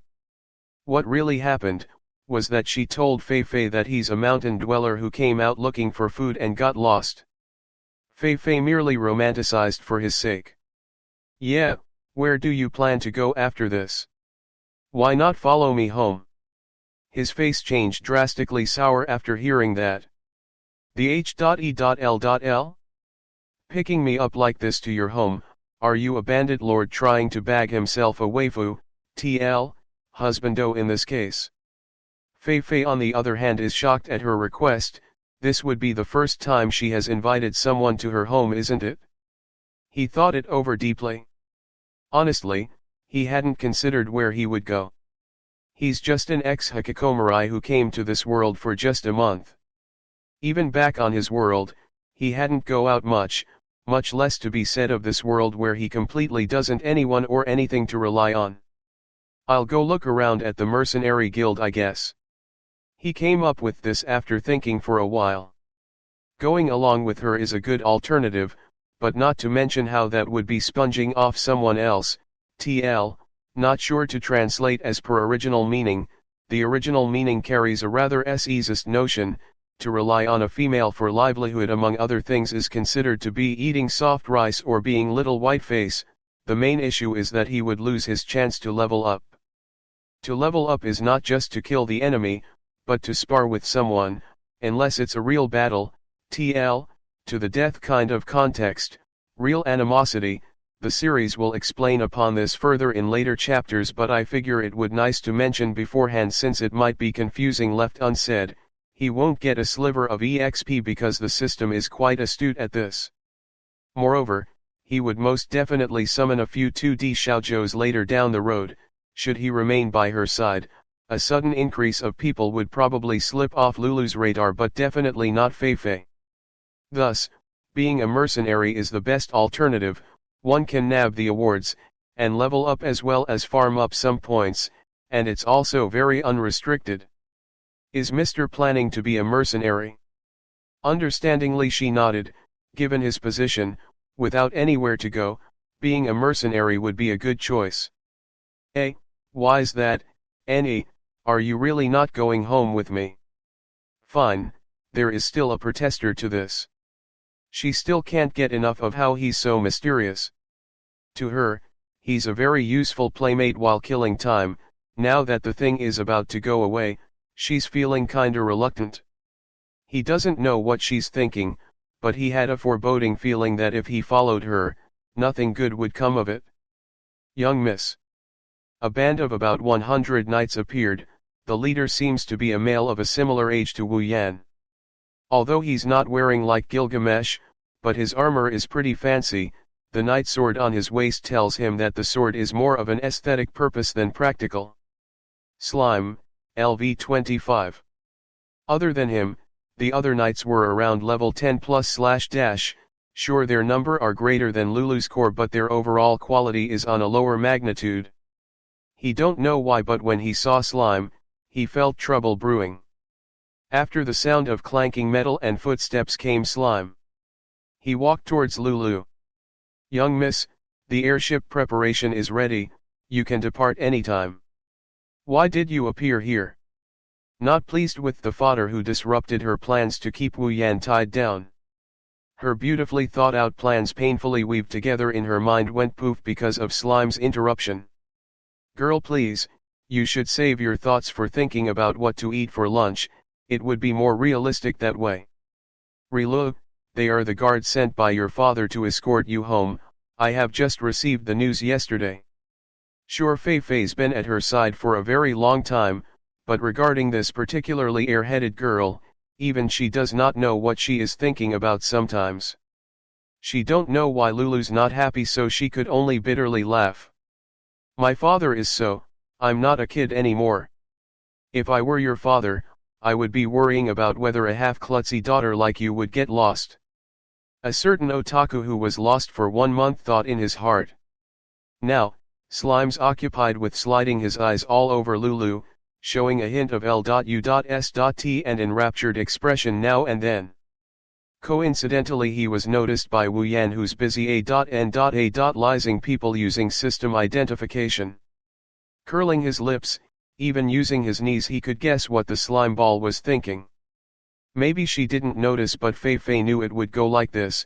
She's not showing it, but her eyes looked at him with utter disdain. Well, none of my business.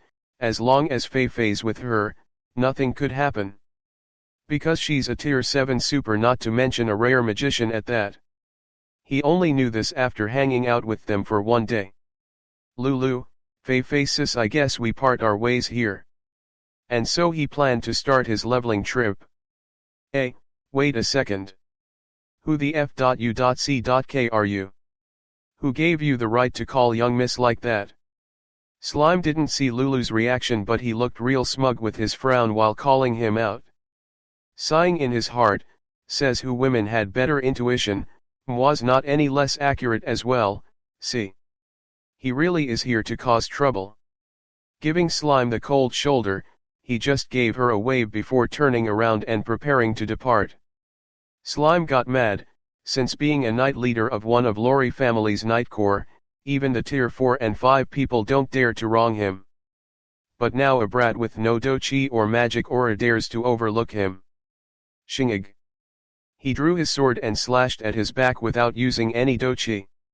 This unfolded so quick even the group including Fei Fei didn't have a chance to respond, since she didn't expect this.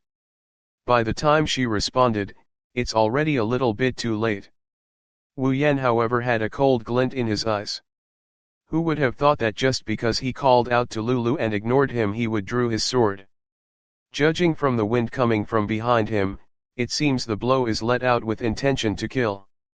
This slime, even if he did use his dochi, it would only be that of a LV 25. Being a LV 18, the difference is 1 tier. This, however, didn't mean he's at his mercy. He challenged a tier 2 at LV 15. So what if it's LV 7, who's afraid of who? Right now, the opponent is not using dochi, and against he who holds kendo master, this is simply digging his own grave. Just at the right moment before Slime's sword reached him, he grabbed his sword and with a flash of light, blood flowed. Arg! A pitiful scream grabbed the attention of many. Once they glanced over, they all held their breath. What they saw was a slime who was thinking he's hot s.h.i.t, who had his hands cut clean off from the wrist. Sword arm gone, the blood flowed incessantly, crying non-stop. He held his hands and rolled around of the floor. Wu Yan, you okay? Lulu ran over to his side, worried out of her mind with guilty feelings inside her. Her own people drawing his sword and nearly killing him. How could this not have made a kind little girl like her feel guilty? Despite knowing her for just a few days, he can already guess with much certainty what she's thinking. He just gently knocked her skull with a slightly touched feeling inside of him. Give or take, it's just a few days, although not her fault she still cared more about him than his own personnel. This proves that this little las.sie is a friend indeed. How can I be hurt, but I think Lulu, your family's personnel don't really know to train their personnel. Saying so, his face didn't have any sign of putting a blame on her. If anything, it's Slime's fault, not her. SOR-. I'm sorry. Rubbing her forehead, she said with a totally kind of sad face. Fei Fei was relieved with this scene. Looks like he doesn't blame her for what happened. Otherwise, with Lulu's personality, she would probably be traumatized for her whole life. Mister, terribly sorry for what transpired. We will properly deal with this matter, she said with a stern face.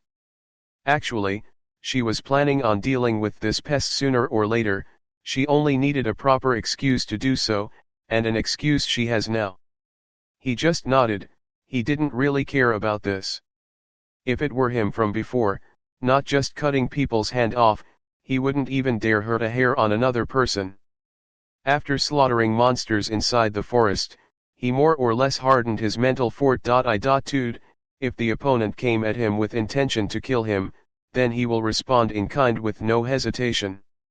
So by this logic, not killing this P.R.I.C.K is already a very good thing. And from this experience, since the opponent has animosity and had a battle with him, he managed to LV up to 20, reaching tier 3. Such a simple battle, one can predict what he felt inside. Pretty damn and good. Looking at the sullen Lulu with her head down due to not being able to look him in the eyes, he just caressed her head.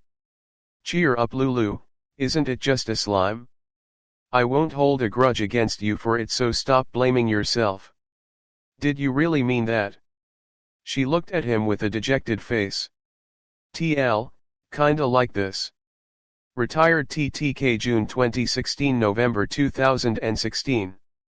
Helplessly he nodded, only then did she begin to smile again. Well, I'm off now.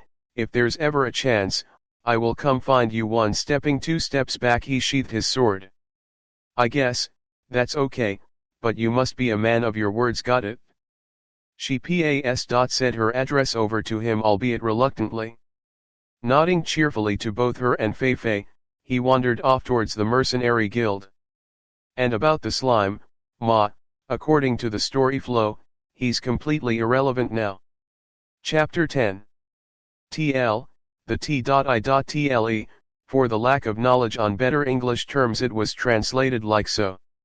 This refers to playing a game and using chat, communications channel, simultaneously without lagging or so this. Walking on the street, Wu Yan held a quotation in his hand. On it was the price and value of each part and materials from the demonic beast and elsewhere in the giant beast's forest. How can one travel the world without money? Sure, leveling is important, but farming for gold is also important. But here's the deal, he just came into this world and without knowing the market conditions. He wouldn't know if someone tried to sell a piece of C.R.A.P1 gold item to him at 10 gold, won't that be just superb? That's why he asked for such a quotation from Fei Fei. So, as he listlessly wandered around, he fumbled around with the quotation. On this list, besides material price, there's also the price of equipments. But here, people don't call equipment, equipments, they call it armament. So excluding the normal weapons and armor, those equipment which give certain bonus to stats are known as armaments. Based on their effects and power, armaments are further divided into 5 tiers: mainstream armaments, rare armaments, golden armaments, legendary armaments, and the strongest, mythical armaments. And his grade D Kusanagi sword is only equivalent mainstream armament, TL, PFFTTT. But don't think just because it's mainstream it must be a scr.a.ppy piece of junk. To say mainstream is not to say that everyone in this world possess a mainstream armament. The mainstream here means that majority of warriors and magicians are limited to using this tier of armament, that's why it's mainstream. Take your average warrior or magician, if they have it good, would possess one, but if they're broke, then they can only wait until they're tier 5 or 6 before they can wield one. Only those tier 7 and upper supers would possess rare armament, like Fei Fei, she has a rare armament. And of course, Lulu being a sole child of a N.O.Bli family, she also has a rare armament. But even so, this is her sweet 16th birthday gift from her father. Before this, she was using one mainstream armament. Gold armaments, tier 7 supers wished they have this, leaving those with miraculous encounter out of this context. These are reserved for tier 8 and 9 supers. Lulu's grandpa being tier 9 himself wields gold armament. Legendary armaments number less than 10 in the world of Silveria, their locations or whereabouts remain unknown. Lastly, when she was handing over the quotation, Fei Fei told him that the mythical armament are so mythical no one's heard of it much less seen it. Only when she was small did she hear it from Lulu's grandpa that during the age of G.O.DS when the 4G.O.DS were still here there was one such legendary armament. When he heard her, he was speechless. The system estimated this world is roughly 10 times the size of Earth. And she's telling him from times forgotten until now, there was only one legendary armament. Grade CLA.S. of the system, DCBAS correspond with this world CLA.S. mainstream, rare, gold, legendary, mythic armaments. Listening to the system babbling on about the CLA.S. he felt joy and vexation at the same time. Joy, at the fact that there's S-grade equipment inside his system. And not just that, there's more than one armament, unlike this world, although not a lot, but the system definitely has the right to give this world the finger. Vexation, because this equipments are worth their weight in EP, even the cheapest one is at 1 mil EP. Summing up, he only has 24,000 EP, his work for reaching S-grade ready status has been cut out for him. After getting B.U.T.3rd for a while over the price of S-grade equipments, he changed his perspective. He's just a LV20 beginner. Compared to this world's standard, having a mainstream weapon at tier 3 is pretty good in itself. If not for this, he wouldn't have been able to rely on just his ability and Kusanagi sword to kill that DAM.Ned wolf. Fodder of a slime who only had an impractical night sword in his hands. The no mainstream armament broke A.S.B.I.A.T.C.H was actually a leader of a night corps in Ilu Empire's biggest N.O.Bli family. Even he, a tier 3 and of such a background, didn't have any mainstream armament. This serves to underscore how lacking this world is in armaments. Wu Yan was planning on getting a grade C armament, but he gave up on the notion. These are normally in the hands of tier 7 plus supers. If he were to swing it around as a tier 3, he hypothesized that the tier 7 supers would no doubt rob his A.S.S. Finally done with the last page of the quotation, he have a basic understanding of this world's market, at least he wouldn't be that easy to scam.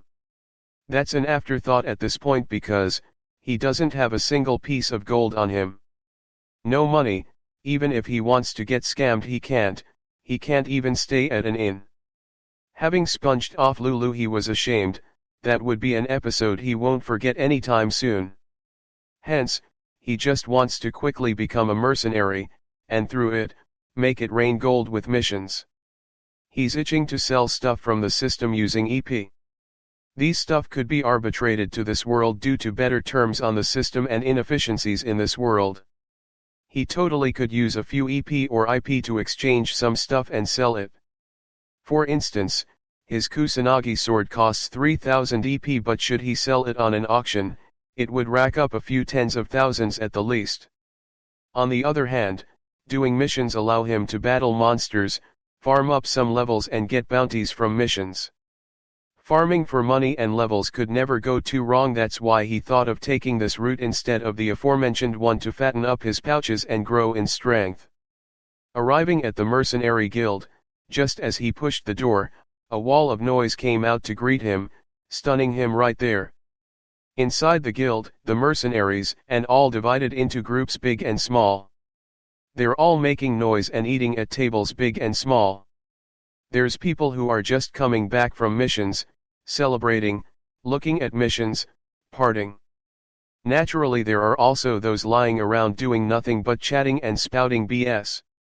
Since this is a mercenary guild, there's old and young people and people of various morality, this much is a given. Should we say as expected of the famous mercenary guild glorified within novels? Truly spectacular. If there's one thing he has learned about this guild, it is that this place has wicked sick soundproofing. He didn't hear a squeak outside this place, but oh boy was he in for a shock once the door was opened. "May I help you?" One staff who looks pretty called out to him with a business smile on her face.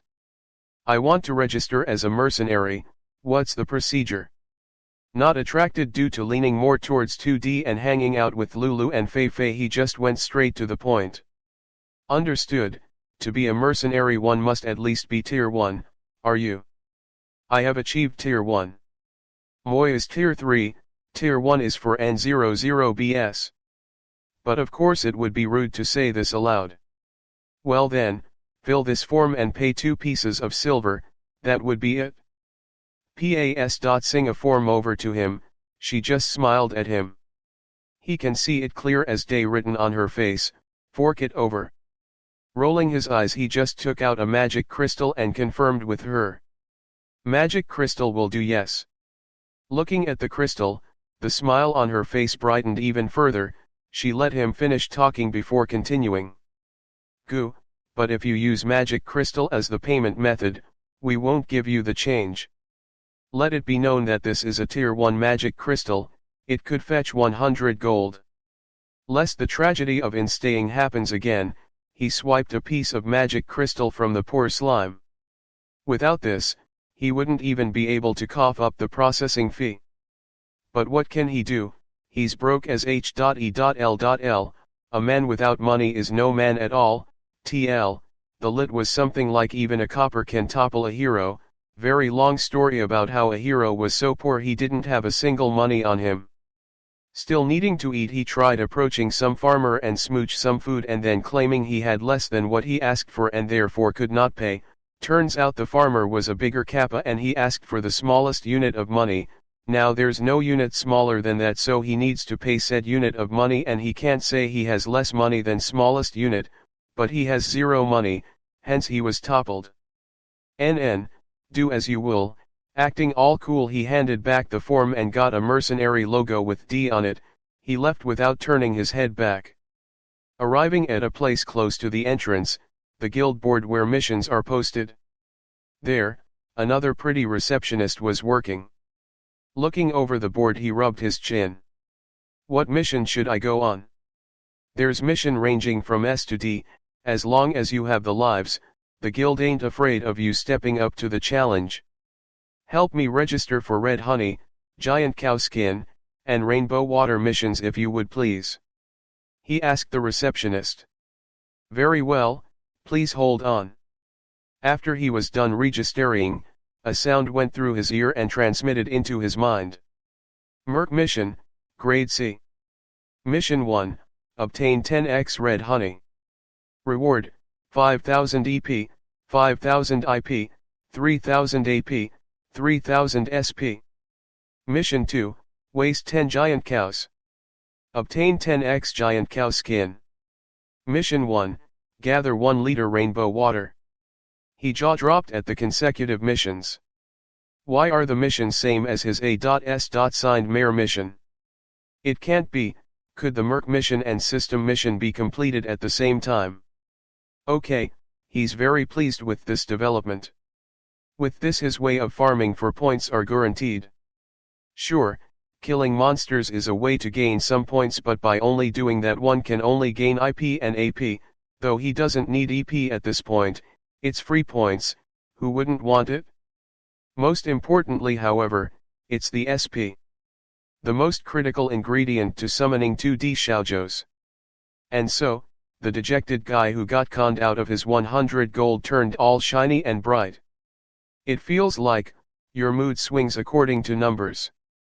Exiting the guild, he made a beeline towards Giant Beast's forest with much haste. TL rant, might slow down chapter release next week due to midterms. Obligatory image, from Grand Blue Manga, check it out on Kiss Manga, it's pretty funny. I dare say it rivals Gintama in terms of comedy. What college is like when you're one of the few who actually took notes in CLA.S.S. Chapter 11. Ding. Congratulations on leveling up. Current LV 28. His tired body shook, and he started to become invigorated. This sensation leaves him wanting each and every time, not just because his strength is increasing, but also because his body would feel abnormally superb. Each level up is another feel-good moment. Slicing a piece of flesh from the tier 3 demonic beast laid down next to him, he sold the body off to the system in exchange for some IP and AP. He sat down and began to grill the meat in his hands. Although he doesn't have any seasoning on him, but he grilled with much intensity. With Culinary Master, even if it's just grilling, it can still become very tasty. Unit, Wu Yan. Equipment, Kusanagi Sword, D. IP, 250,000. SP 70,000 LV, 28. After 2 months, this is his haul for the period. These 2 months, he kept traveling between the guild and Giant Beast's forest, endlessly accepting missions and killing monsters. Normally one would be fed up with this kind of grind, but he made it through with sheer will. He doesn't want to admit it, but he understands that he is very weak. Since coming to this world, he hasn't seen a person being lower LV than him. This might well be a sample problem in that those without power wouldn't normally come here, but he's not going to use such a sad excuse. Even the piece of S.H.I.T newbie mob, Slime, had a higher LVL than him from before. He just can't take this kind of insult. He's ignoring the fact that he just arrived at this world for 1 month and that Slime was older than him. As for Lulu the genius girl, omitting the genius part, she's a girl. However, she had LV 35 and is a tier 4 magician. And the guard mob uncles were each tier 3, much stronger than the previous him. And Slime's SCR.A.PPY Nightcore also had tier 2 individual strength. He was at that time, a tier 2 as well. Lori's family being one of the top powers in the world and number 1 N.O.Bli family of Ilu Empire won't just have this one particular Nightcore, there has to be others out there. This shows that they were indeed many more people stronger than him. Moreover, being the number 1 family implies that there's number 2 and number 3 families. Sure, they're weaker than number 1, but they won't be that much a big difference, right? They are still part of the Empire's powerhouse family, so that has to mean something. Furthermore, this is just one empire. How about the other 2 empires? Surely they have their powerhouse families as well. And the most critical part of it all, Fei Fei, he managed to ask for her age. Turns out she was just 24. Older than him by 3 or 4 years, and she's already a tier super. Even if she went out on her own in this world, she could still stand firmly on her own. Summing it up, reality is telling him, he's weak as H.E.L.L. For sure he doesn't have any ideologies on taking over the world. Prior to transport, he was just a home security guard.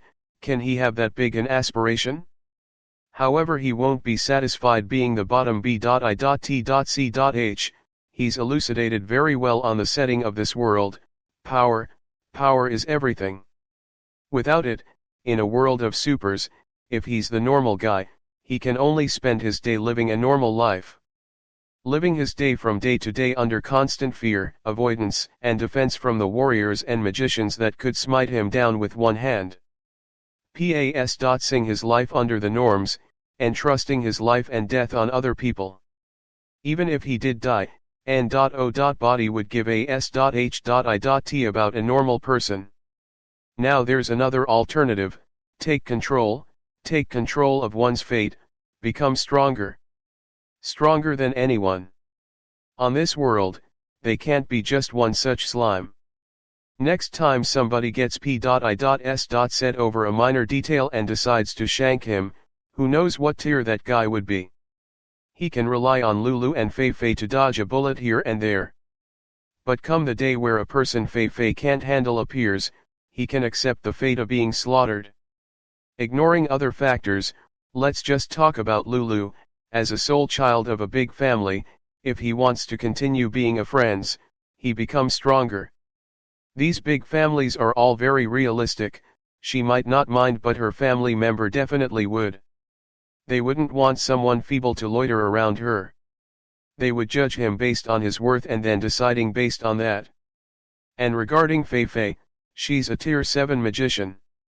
Sure, she looks warm and approachable, but he knows, had it not been for Lulu being a middle person, he wouldn't even have a chance to talk with Fei Fei.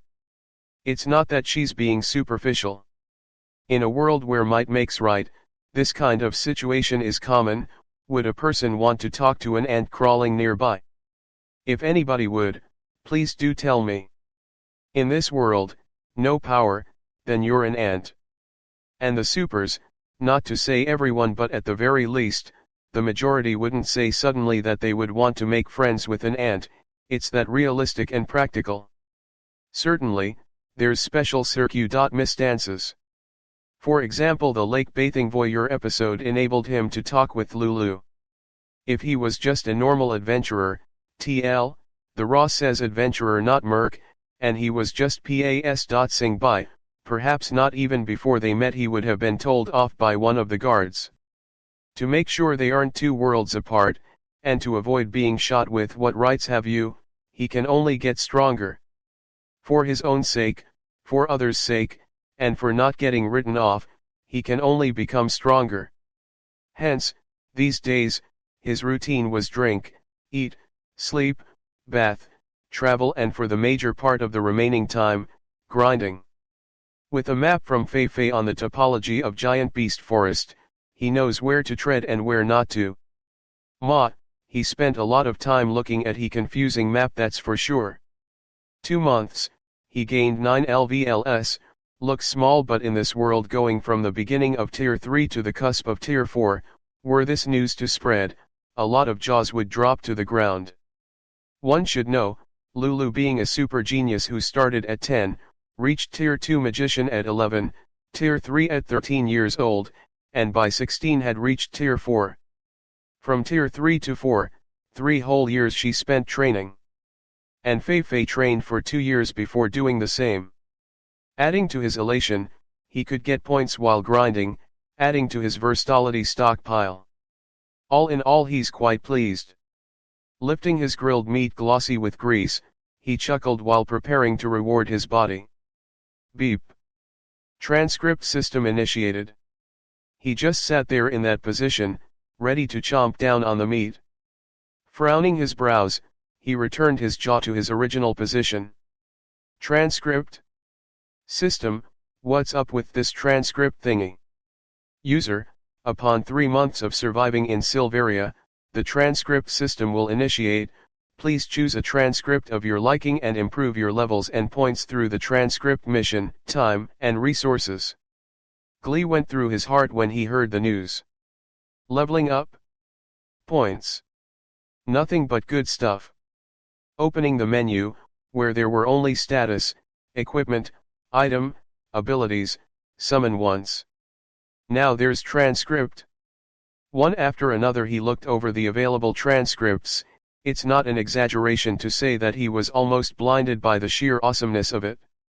Among many other things he doesn't give a s.h.i.t and don't want to, there's games and anime worlds. Going into anime world? TL, f.u.c.k truck I has ZE system #swag #transport for life #truck can shove it. And for half the day he can't calm down his matatas, until the meat in his hands has gone cool and the fire has died down did he return from his stupor. A burning feeling of bliss inside him.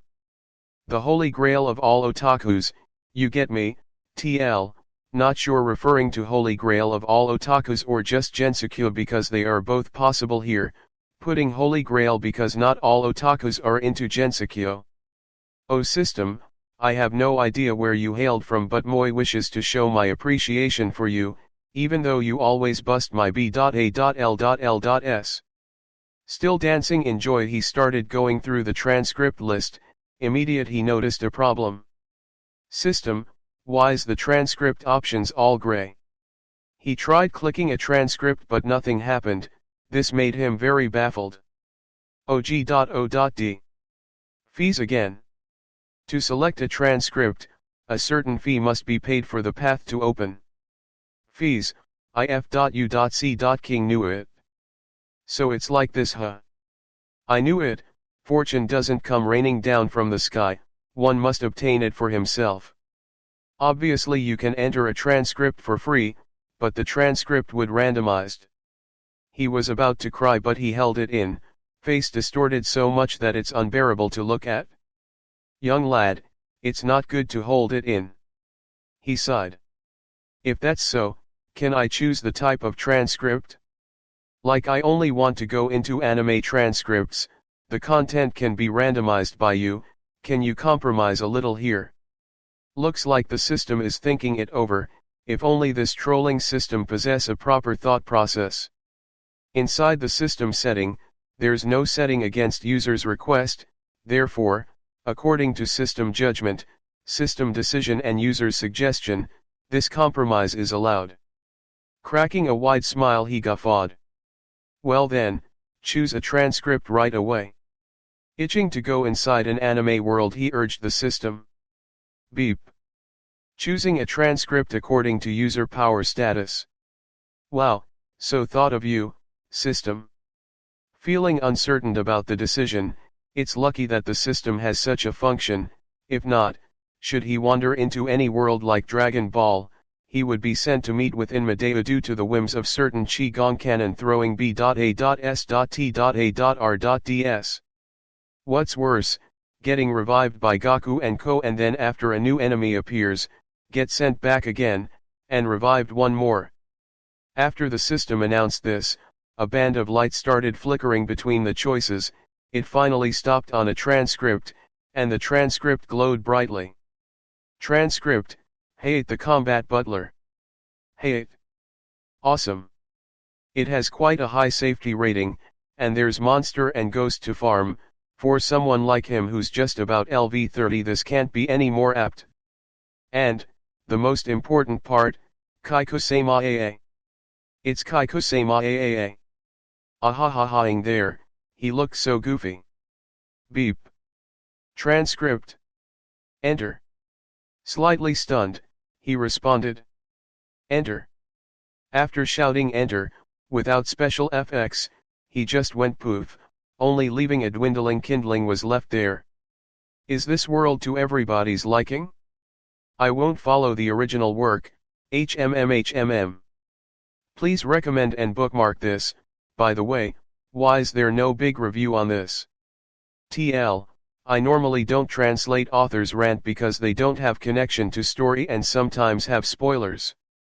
Almost every chapter there's a generic line asking for likes, bookmarks, recommends etc. I just omitted them, but if there's anything important to the story like I won't follow original work I will translate them. Chapter 12. On a plain street without any person, a man popped out of existence. He didn't walk here, he especially didn't fly here, he really just appeared, as if he grew out of thin air. White short-sleeved shirt, black jeans, a guardless katana, black hair, black eyes. This individual is holding a stick in his hands and skewered on it was a grill that had already grew gold. Transcript, Hayate the Combat Butler. Transcript mission, Extermination.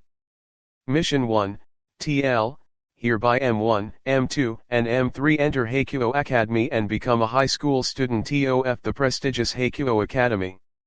M1 reward, EP, IP, AP, SP-1000. Mission 2, not initiated yet. Mission 3, not initiated yet. Listening to the system giving out the missions, he opened his eyes and observed the surrounding.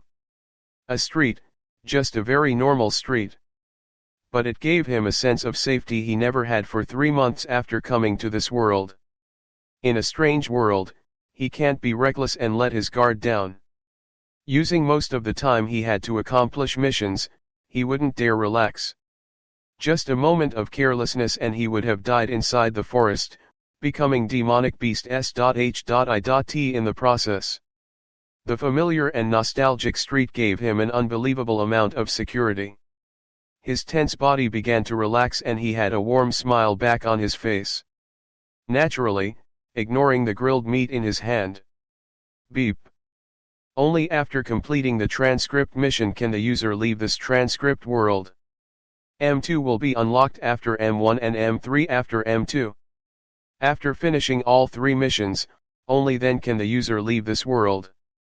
Please note, the transcript world's time sync with Silveria's on a ratio of 100:1, the user can train A.S. Short of this, good luck and have fun. 100:1. So basically if he stayed in this world for a year, only 3 and over half a day would PAS.S on Silveria. Cultivation hacks so very hacks, but, me gusta. Going he saw the grilled meat on his hand and went before tossing it out like a javelin. Dusting his hand, he went his way. First things first, get a good meal. In Silveria, he ate nothing but fruits, grilled meat. But it being an other world, where would he find Chinese cooking in the small supply town? There's such things inside the system's item list, so using IP for food is feasible but not economic. This will have to wait until he's rich like an oil baron because even a little still adds up over time. Inside Hayat the combat butler, it's based in J.A.Pan so there should be some dishes that matches his original world right. He doesn't have any money. He does however have gold, and using gold as a legal tender in this world would buy more than just 10 meals with even just 1 gold. Right now, he's standing at a wide, luxurious gate, holding a map in his hand. He looked troubled at the door. After indulging greatly in J.A.Pain's cuisine, he obtained a map from the shop owner who gladly received a gold coin from him. No way is he going to be tagged as a lost person again. Thank G.O.D for system for coming with the omni-language function, otherwise he wouldn't even be able to order from the menu. And standing before him in all its glory is the structure known as Heikuo Academy. Safe as this world may make him feel, he kept the mission in mind. M1 is to enter Heikuo and become a student there. He don't know why the system gave such a mission, but since it has reward PTS, he's not complaining. So why the troubled look? Well, it's because there's a woman there looking at him vigilantly from the academy's gate. Shoulder-length green hair, something that looks like mole or scar on her forehead. From her looks one can tell she's very rowdy. And now she's giving him the evil eye while maintaining a fighting stance. Katsura Yukaiji, TL, family name first followed by first name, Katsura Hinajika's R.E.T.A.R.D.E.D sister, that's her profile inside his brain. In the original work, the MC, Ayasaki Hayate came to deliver a bento for Sanzinan Nagi, he too was also stopped by her. The reason being if she didn't guard the gate well, her pay would get cut. With such a stupid reason, she stopped all those people not in Heikuo from coming in. She would beat up anyone who approached, SMH. The system mentioned that he would be entering a day before an arc started. In other words, before Hayate came to deliver the bento, this lady is already unexpectedly here and guarding the gate. He doesn't know when Hayate would appear, but he knows, he is in for a S.H.I.T ride. This booze-guzzling, problem-causing, sister with a bit of a screw loose would definitely not let him in. Even if he elucidated it clearly, he would still be subjected to a beating before that. Katsura Yukaiji, LV15. Well, aren't you Bada.S.S, a normal human with no special abilities, boasting tier 2 strength. Could it be the booze she drank was used as experience book? Twitching his lips, he looked at the psychotic lady who made a battle stance for close to 20 minutes. He's feeling even more troubled now. Must retain composure, remain calm. He kept telling himself over and over like that and stored his map away.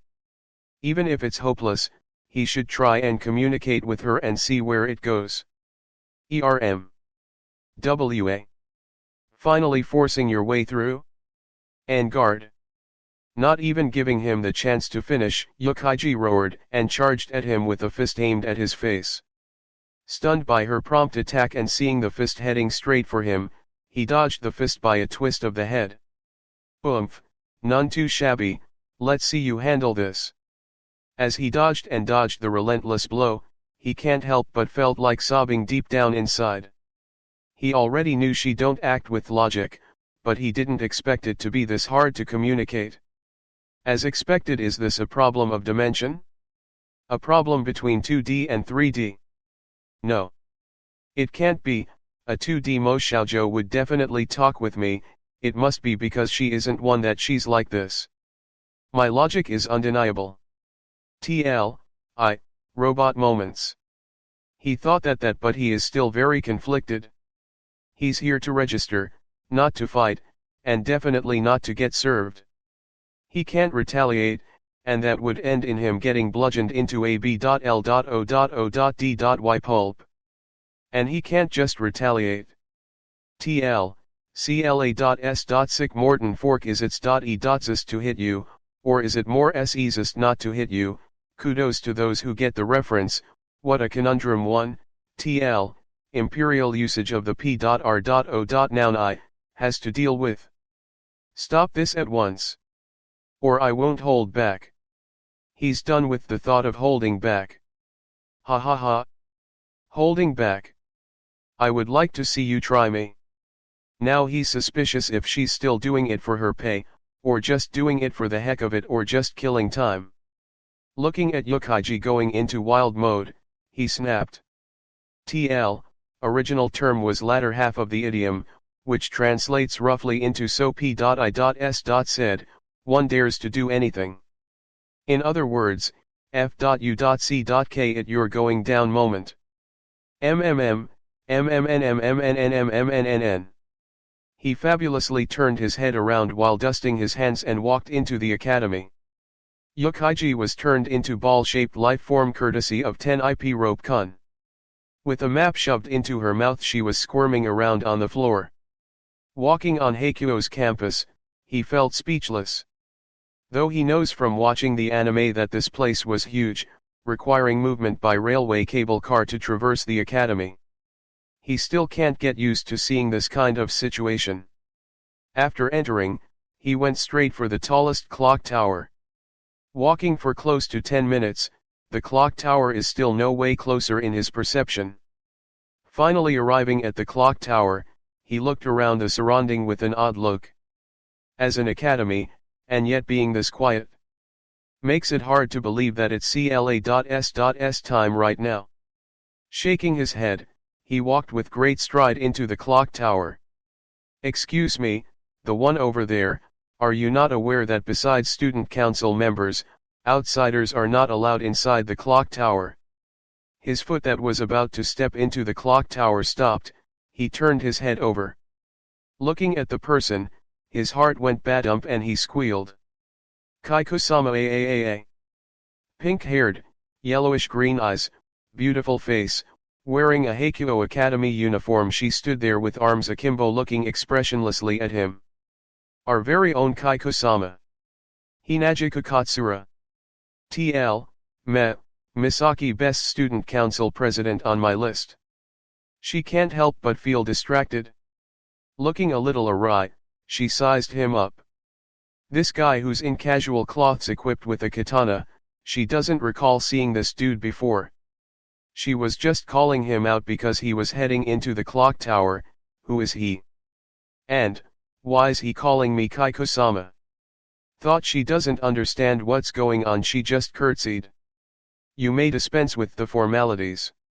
They both gave each other a funny look, he's dazed while she's awkward. This is because from the conversation just now she spoke like an.o.ble towards a commoner.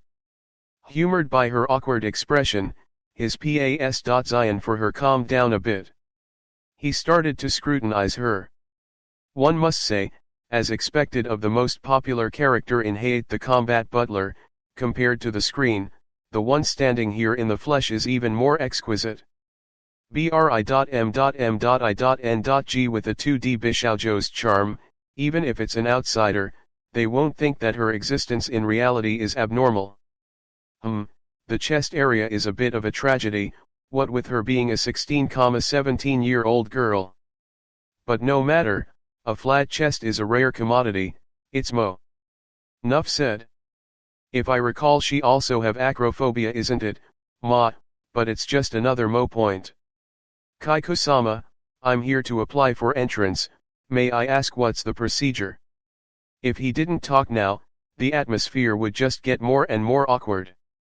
Since he already met her, there's always time to talk with her again. She wryly laughed and then turned serious. You want to enter Heikuo Academy? Although she still doesn't know why the dude calls her Kaiko-sama, or why he knows she's the student council president. But she still responded to his question with due manners. To apply, difficult is an understatement, ya know. Freezing up, he remembered that to apply for entrance, one must get 65 and above marks in the standardized test. He doesn't quite understand the concept of this 65 marks, but if he hadn't recalled it wrong, to score 65 marks one could get into a top-notch university, and with 72 marks one can enter Tokyo U. Not mentioning whether he has learned the study materials of this world, even if he had, he doesn't think a person who could only enter third-rate university could reasonably pass an entrance exam in another country. But there's a saving grace, the him now is no longer the previous him. His IQ didn't increase, but he has hacked our system. By using his points and getting some abilities, pass.sing the would be a cinch. Chapter 13. Consciousness diving into the system. Wu Yan quickly found the thing he's looking for. With a sigh of relief he quickly understood why the M1 gives so little reward, this mission isn't that hard in the first place. He grinned at Hinajiku. HMM, I'm going to enter this academy, even if Heikuo Academy, but I should be able to do it? She frowned at his statement and turned grim. Don't look down on Heikuo Academy's entrance exam.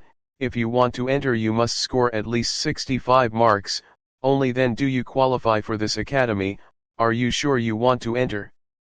NN, DAM.N right, I am sure. To H.E.L.L with sure, he's absolutely positively sure. Relying on himself, even 10 marks is out of the question, but there's the system. Looking at his C.O.C.K sure atti.tude, she began to have qualms. Could this dude really be that incredible? He doesn't look like an intellectual, and he even has a sword, he looks more like a delinquent really. Since you're so sure, let me bring you to the responsible teacher, and let them process your entrance exam, shall we?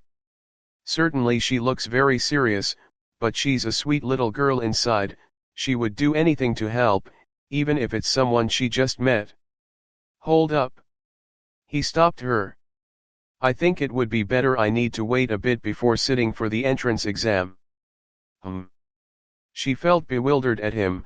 If you had affairs to finish, why didn't you finish them before you came?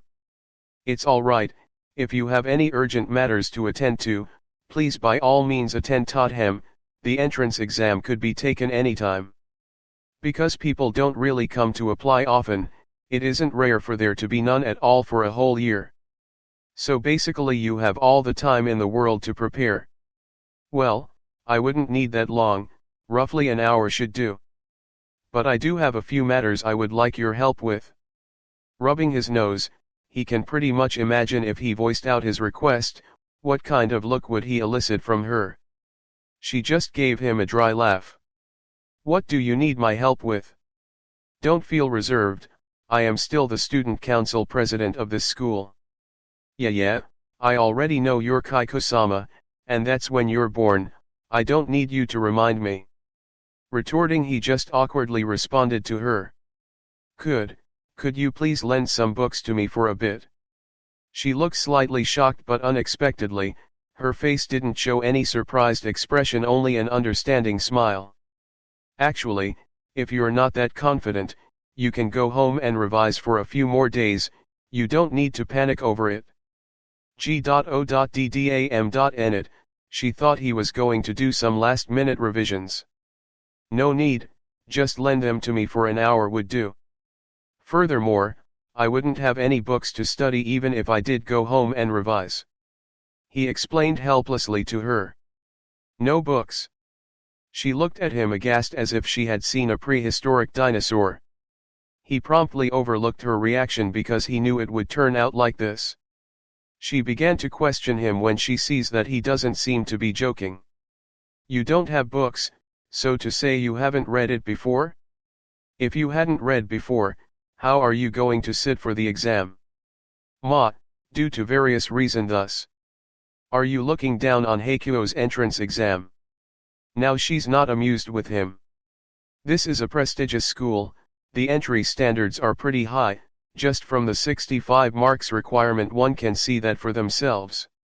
And right now, someone who's never read books, claims arrogantly that he can pass the exam with just 1 hour of studying.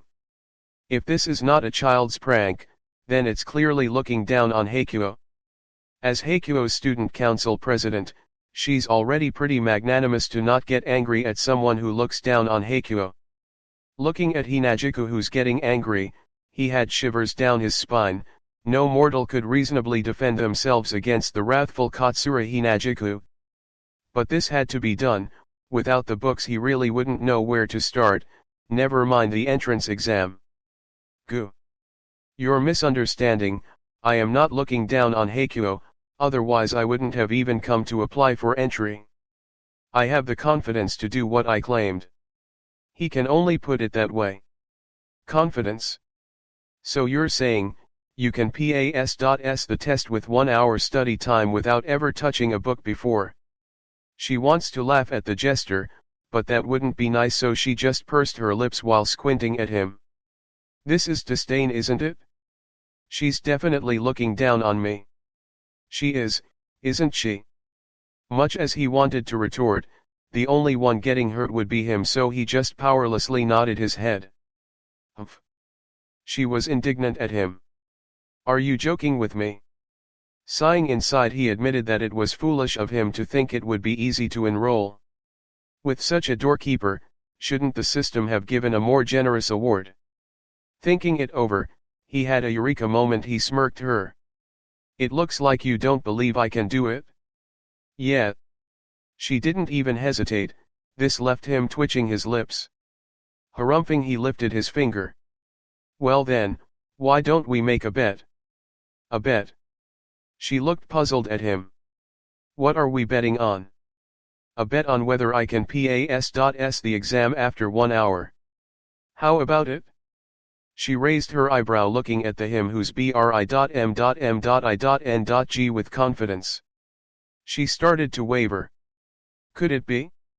He really is a genius and can pass the exam with 1 hour study time. You really haven't read any before coming here? She's asked indecisively. Nothing but the whole truth. He never read books before. Even during his formal exams, he had only crammed for 1 or 2 months. Normally he doesn't even touch books. Never mind reading J.A. Payne's books, if not for the system, he wouldn't even understand what was written on said book. It's not like he knows J.A. Payne's anyway, oh, but he can understand a line or two, for instance Yamat and whatnot. You get the gist. Looking at her, who's still deciding whether to take him on, he can't help but tease her with a bit of sarcasm. What's the matter? Are you afraid? Who's afraid? Fine, you're on. N.O. Body can get her to go back on her words once she's in the state of competitiveness, not even a cow could drag her back now. The Wu Yan, who is familiar with the aspects of 2D, How can he not leverage this? Say it, what's the stake? Looking at her with her resolute face, he sn.I.G.G.E. read inside his heart, on the surface however. Fine, he's sn.I.G.G.E. ring as well. I don't know as well, but let's do it like this, whoever loses, has to grant the winner's condition, how about it? His shameless thoughts finally revealed themselves. But the person in question still thinks he's pure as a saint. Good. It's settled.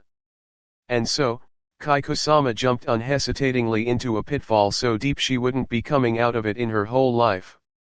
Inside the student council office, in Hinajiku's original seat, was a certain uninvited guest. Sitting there like he owns the joint, she's not a happy camper, but what can she do? It was her who brought him here, and it was her who said sit anywhere you like. Here you go, that's all the study materials. Placing the last of the books in front of him, she stood arms akimbo. She decided to watch over this guy for the next 1 hour to prevent him from pulling any sleight of the hands. Looking at those books whose thickness lost only by a slight margin to Sahai, TL, to be fair a majority of the words in there one wouldn't encounter normally in everyday conversations, and A.N.A. Logi would be how we have a lot words meaning the same thing but we only use 1 or 2 of them. He can't help but twitch his brows. One really can't blame Haidt for cramming like a nerd for the test. This test doesn't seem to be designed for the average person, it's even more perverse than Chinese-styled education. If he didn't have the system as an ace up the sleeve, he wouldn't make it out of this transcript forever, would he? Katsura Hinajiku, LV18. Looking over her information, he can't help but gasp. They really are sisters, both are normal humans, yet one is LV15 and the other is LV18. At Tier 2, if they were brought to Silveria, they would be considered rare monsters, wouldn't they? TL, to clear up confusion, basically Silveria inhabitants had to train to reach Tier 2, and this too seemed to have here without doing anything special, so they're rare in this sense not because of their strength themselves. Her strength is understandable to him. In the original work, she's someone who could end a demon with a sword by herself. He's shocked, but not that surprised. He opened the menu list. Even though he did this in front of her, because no one but him can see it and he's not using his hand but his mind to handle the list, it's not a big deal. One could say he's fairly using hacks, TL, hacking/cheating/anything unfair. Opening abilities skill type, his eyes stop at one of the ability after searching the list for a while. Impeccable memory, TL, lit complete/entire memory, memorize everything in field of vision within an instant, 10,000 AP. Confirming the choice, he felt his head becoming lighter, every vague things he thought he had forgotten became clear as if he was looking at an alb.u.m, flipping through it one by one, the pictures being stored deeply inside of his brain. His memories clearer than ever, he browsed his archives once more. His face contorted in conflict. Each vague memory of when he was small came back. He discovered that he really did a lot of stupidly embarrassing.s.sing.s.h.i.t when he was small. Why are you not reading? Giving up?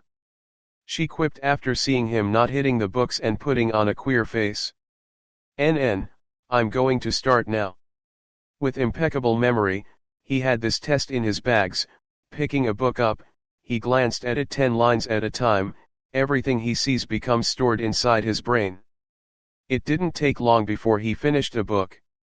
Hey, you call this reading? Could you really remember the text by doing it like this? It has only been 5 minutes and he already finished a thick book like that. If you're telling her that he really remembered the content, she wouldn't believe it even if she died. Too bad, little girl, your opponent is not on the dimension. What can one say? You're too shallow. Just wait and see. He smirked at her, and then he went back to reading. Why didn't he find studying to be so easy back then? This is what he shamelessly thought when he had already cheated by using points and getting an ability. She just gave him cold shoulder and turned her head to the side.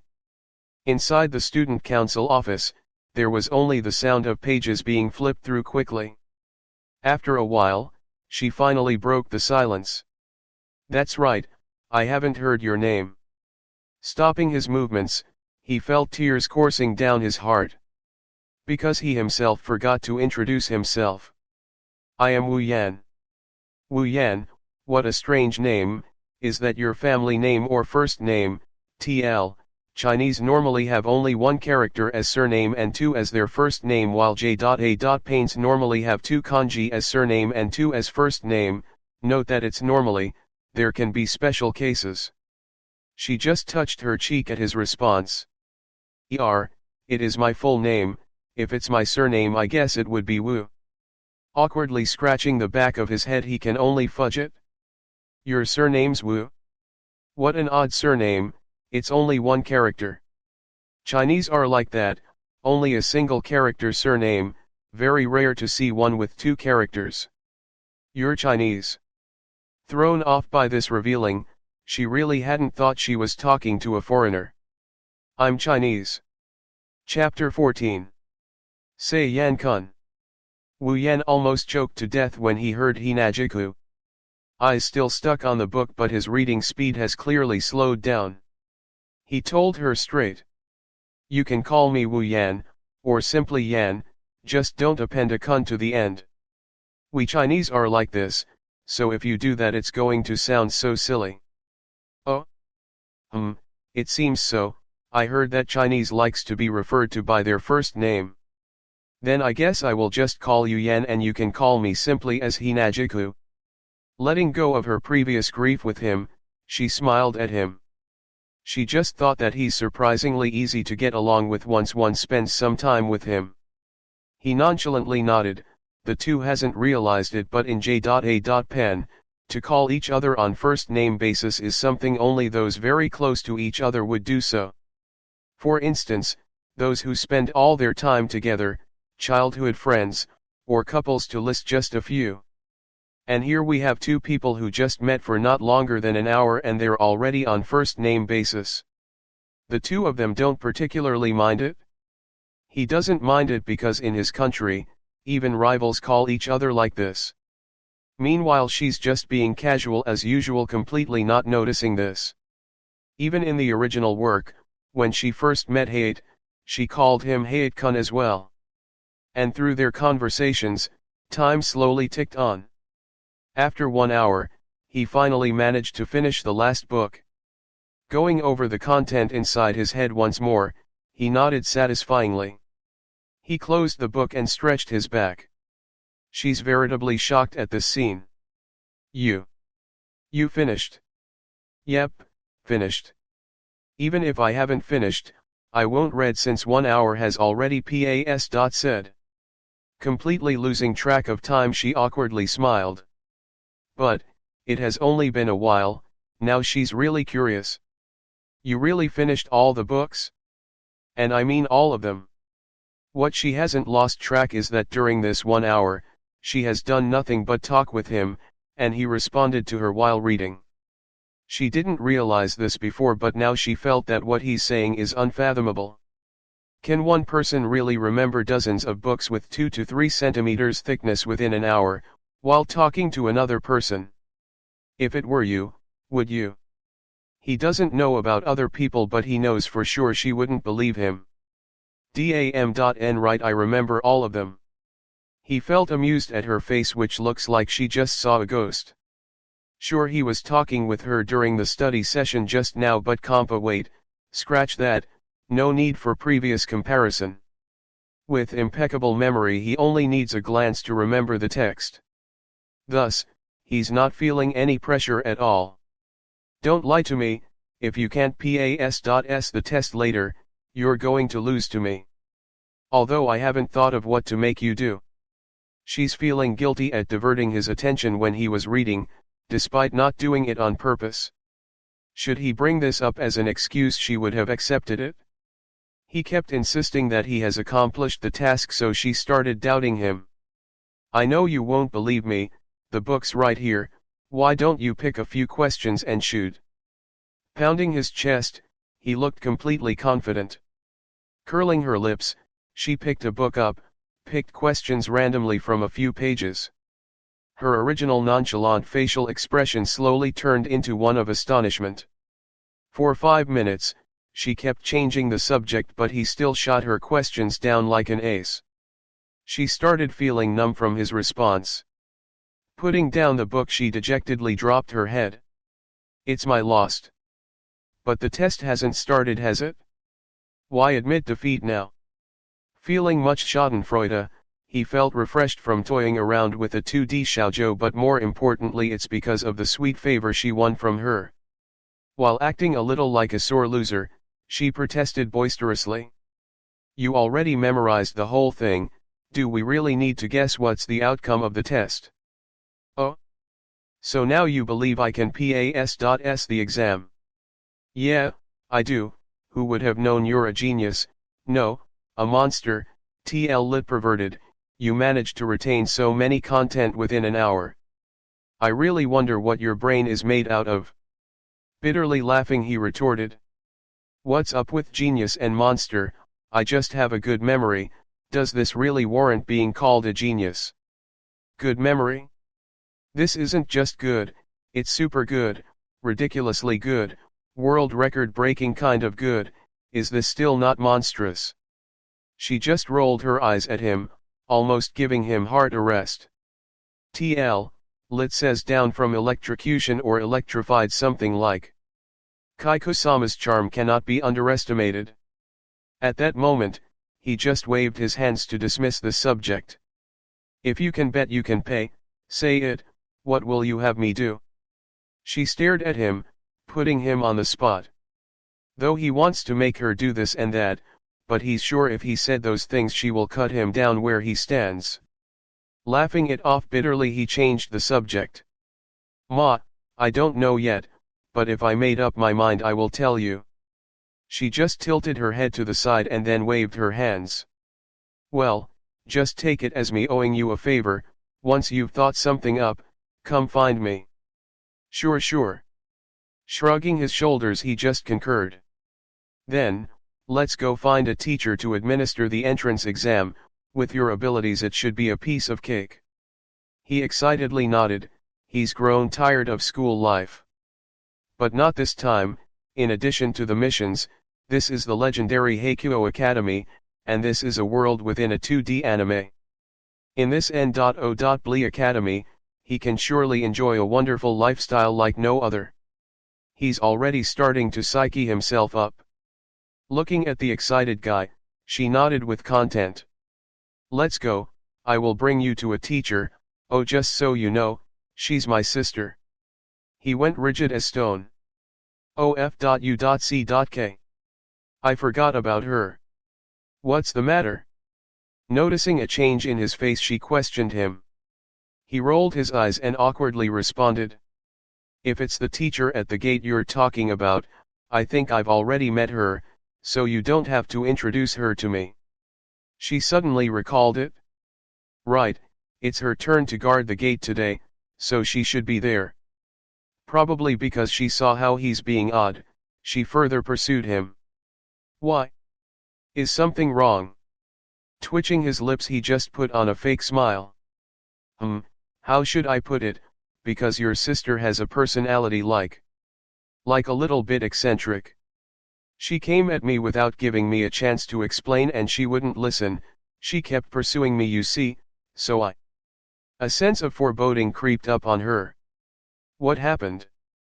Sighing, he continued. I tied her up and just left her to rot. Face-palming, she showed a fed-up expression. Ugh. My sister is still the same. He remained speechless except for a few dry laughs. Zzzzz. At the gate, both of them are looking at the ground. He is trying to hold his composure with twitching lips while she's showing a character on her temples. Her veins are bulging, signaling that she's very close to snapping. On the ground, Yukaji's sleeping in the position when he left her last time. Map shoved into her mouth, tied up into a sushi roll. Except, her eyes were tightly shut and there's a snot bubble increasing and decreasing in size according to her breathes. although she has her eyes closed and was gagged. From her face, one can tell she's actually smiling. This piece of, she's actually sleeping, and she's having quite a nice dream at the same time as well. Hinagiko's characters increased much more, and the veins started to pulsate. Inhaling deeply, she tightened her fist. Sensing a hoopa.s.s, he quickly stepped back to the fringe and blocked his ears. This is to avoid being dragged in by her upcoming beating. Oni ushhan. Bottom. With a loud explosion, followed by another loud boom and a suppressed yelp, a bunch of noise kept echoing out from Heikuo's gate. It scared away the people who was planning on spectating. He looked at this pitiful scene and drew a cross inside his heart. G.O.D. Bless your soul, crazy sister. Why draw a cross inside his heart and not using the hand? Nonsense, his hand is still blocking his ears.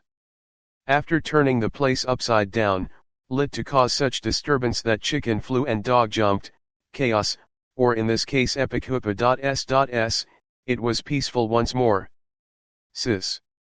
When are you going to get your act together? Please, for the love of G.O.D, change your character. Impatiently she pleaded of Yukaiji, who has bruises in the form of buns all over her head. But, someone tied me up. I tried calling for help with all my might. And it was so boring, so, I decided to take nap. Looking wronged, she complained, if one were to ignore the bruises on her head perhaps one could feel sympathy for her. Who told you to chase people away without asking their purpose properly? You call that being a gatekeeper? Resisting the urge to unleash her fury once more, she can't help but get infuriated once more. Sighing, she helplessly told her. Sis, the guy was just here to apply for enrollment. What's more, Heikuo has a very tight security, how would it be that easy to infiltrate?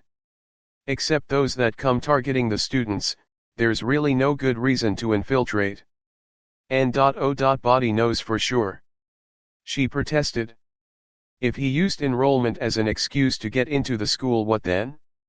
Won't I still get my pay cut? That didn't mean you can just lash out without trying to talk it out. She roared back at her.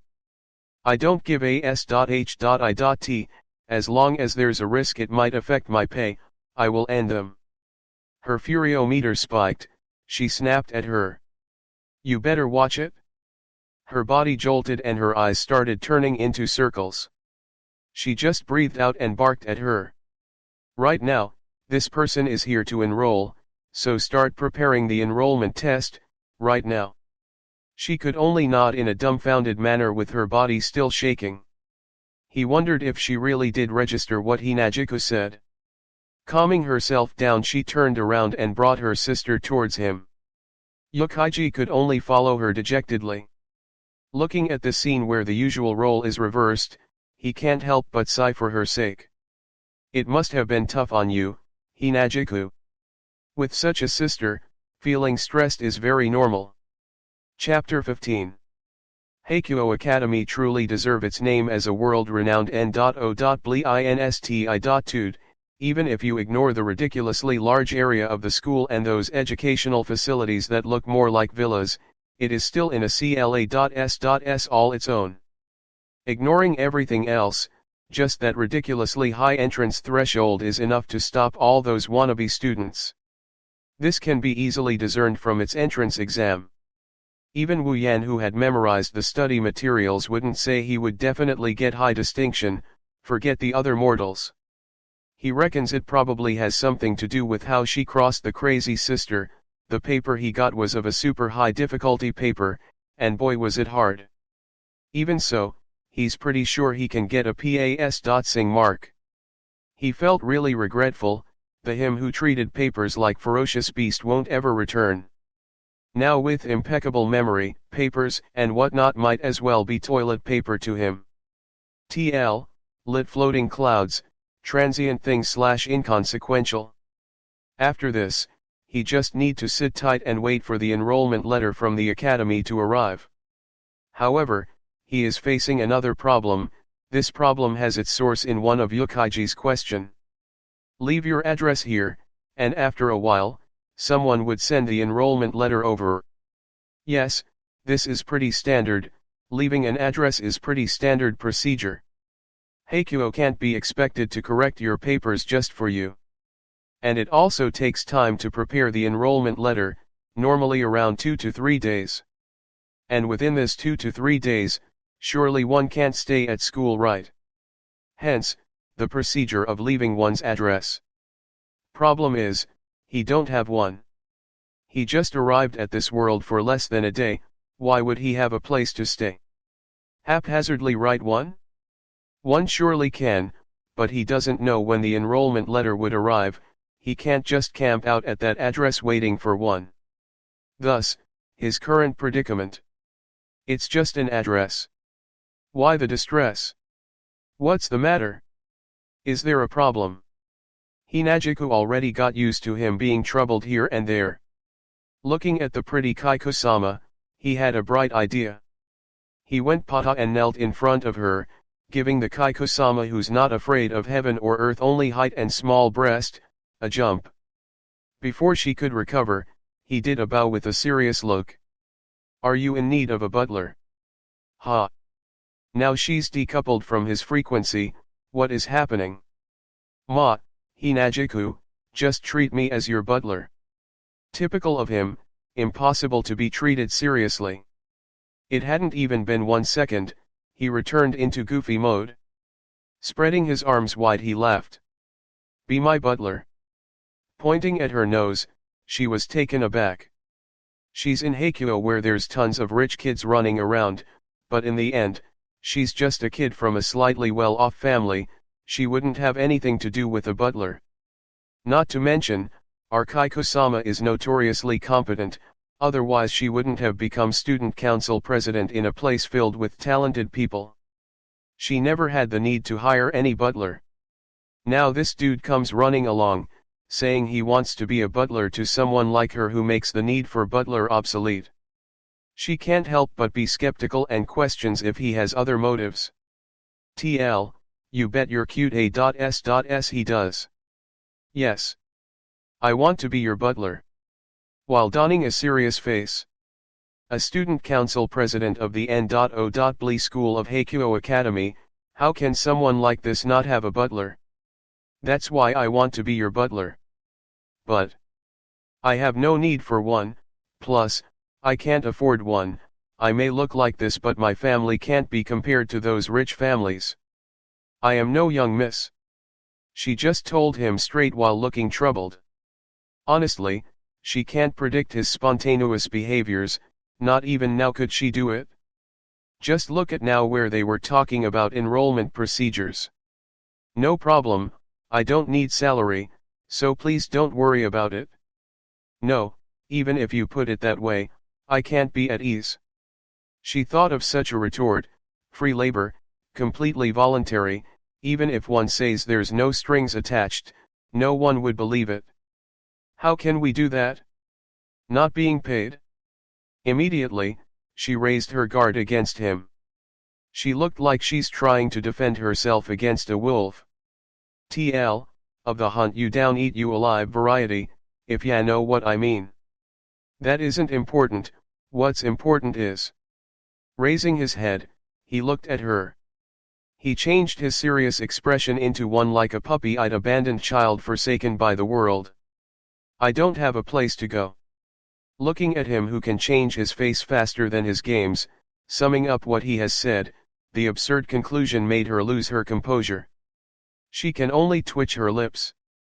So you mean you don't have a place to stay? Thus you wish to become my butler and stay at my place. Finally piecing together the puzzle, she finally understood his intentions. She's not sure what to feel at this point. Yes, you know me, I'm just a Chinese who came here not knowing the place or the people. Of course I wouldn't have place to stay. So Hinajiku, please take me in.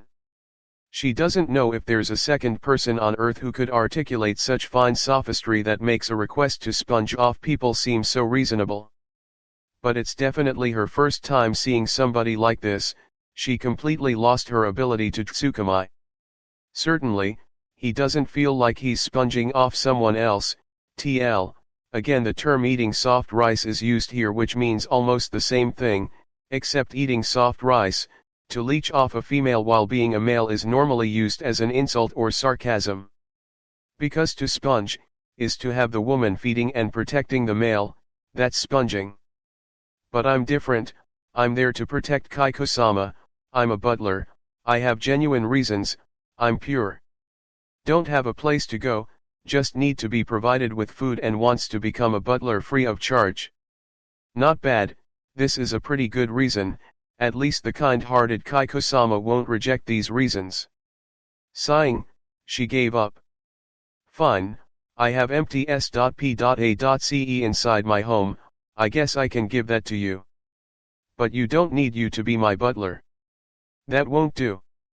He jumped up and righteously stated his peace of mind. Won't that make me a sponger? Actually, even if you were a butler, it still reeks of sponging. Okay, I understand, do as you please. Looking at him who operates on another frequency, she was at a loss of what to do.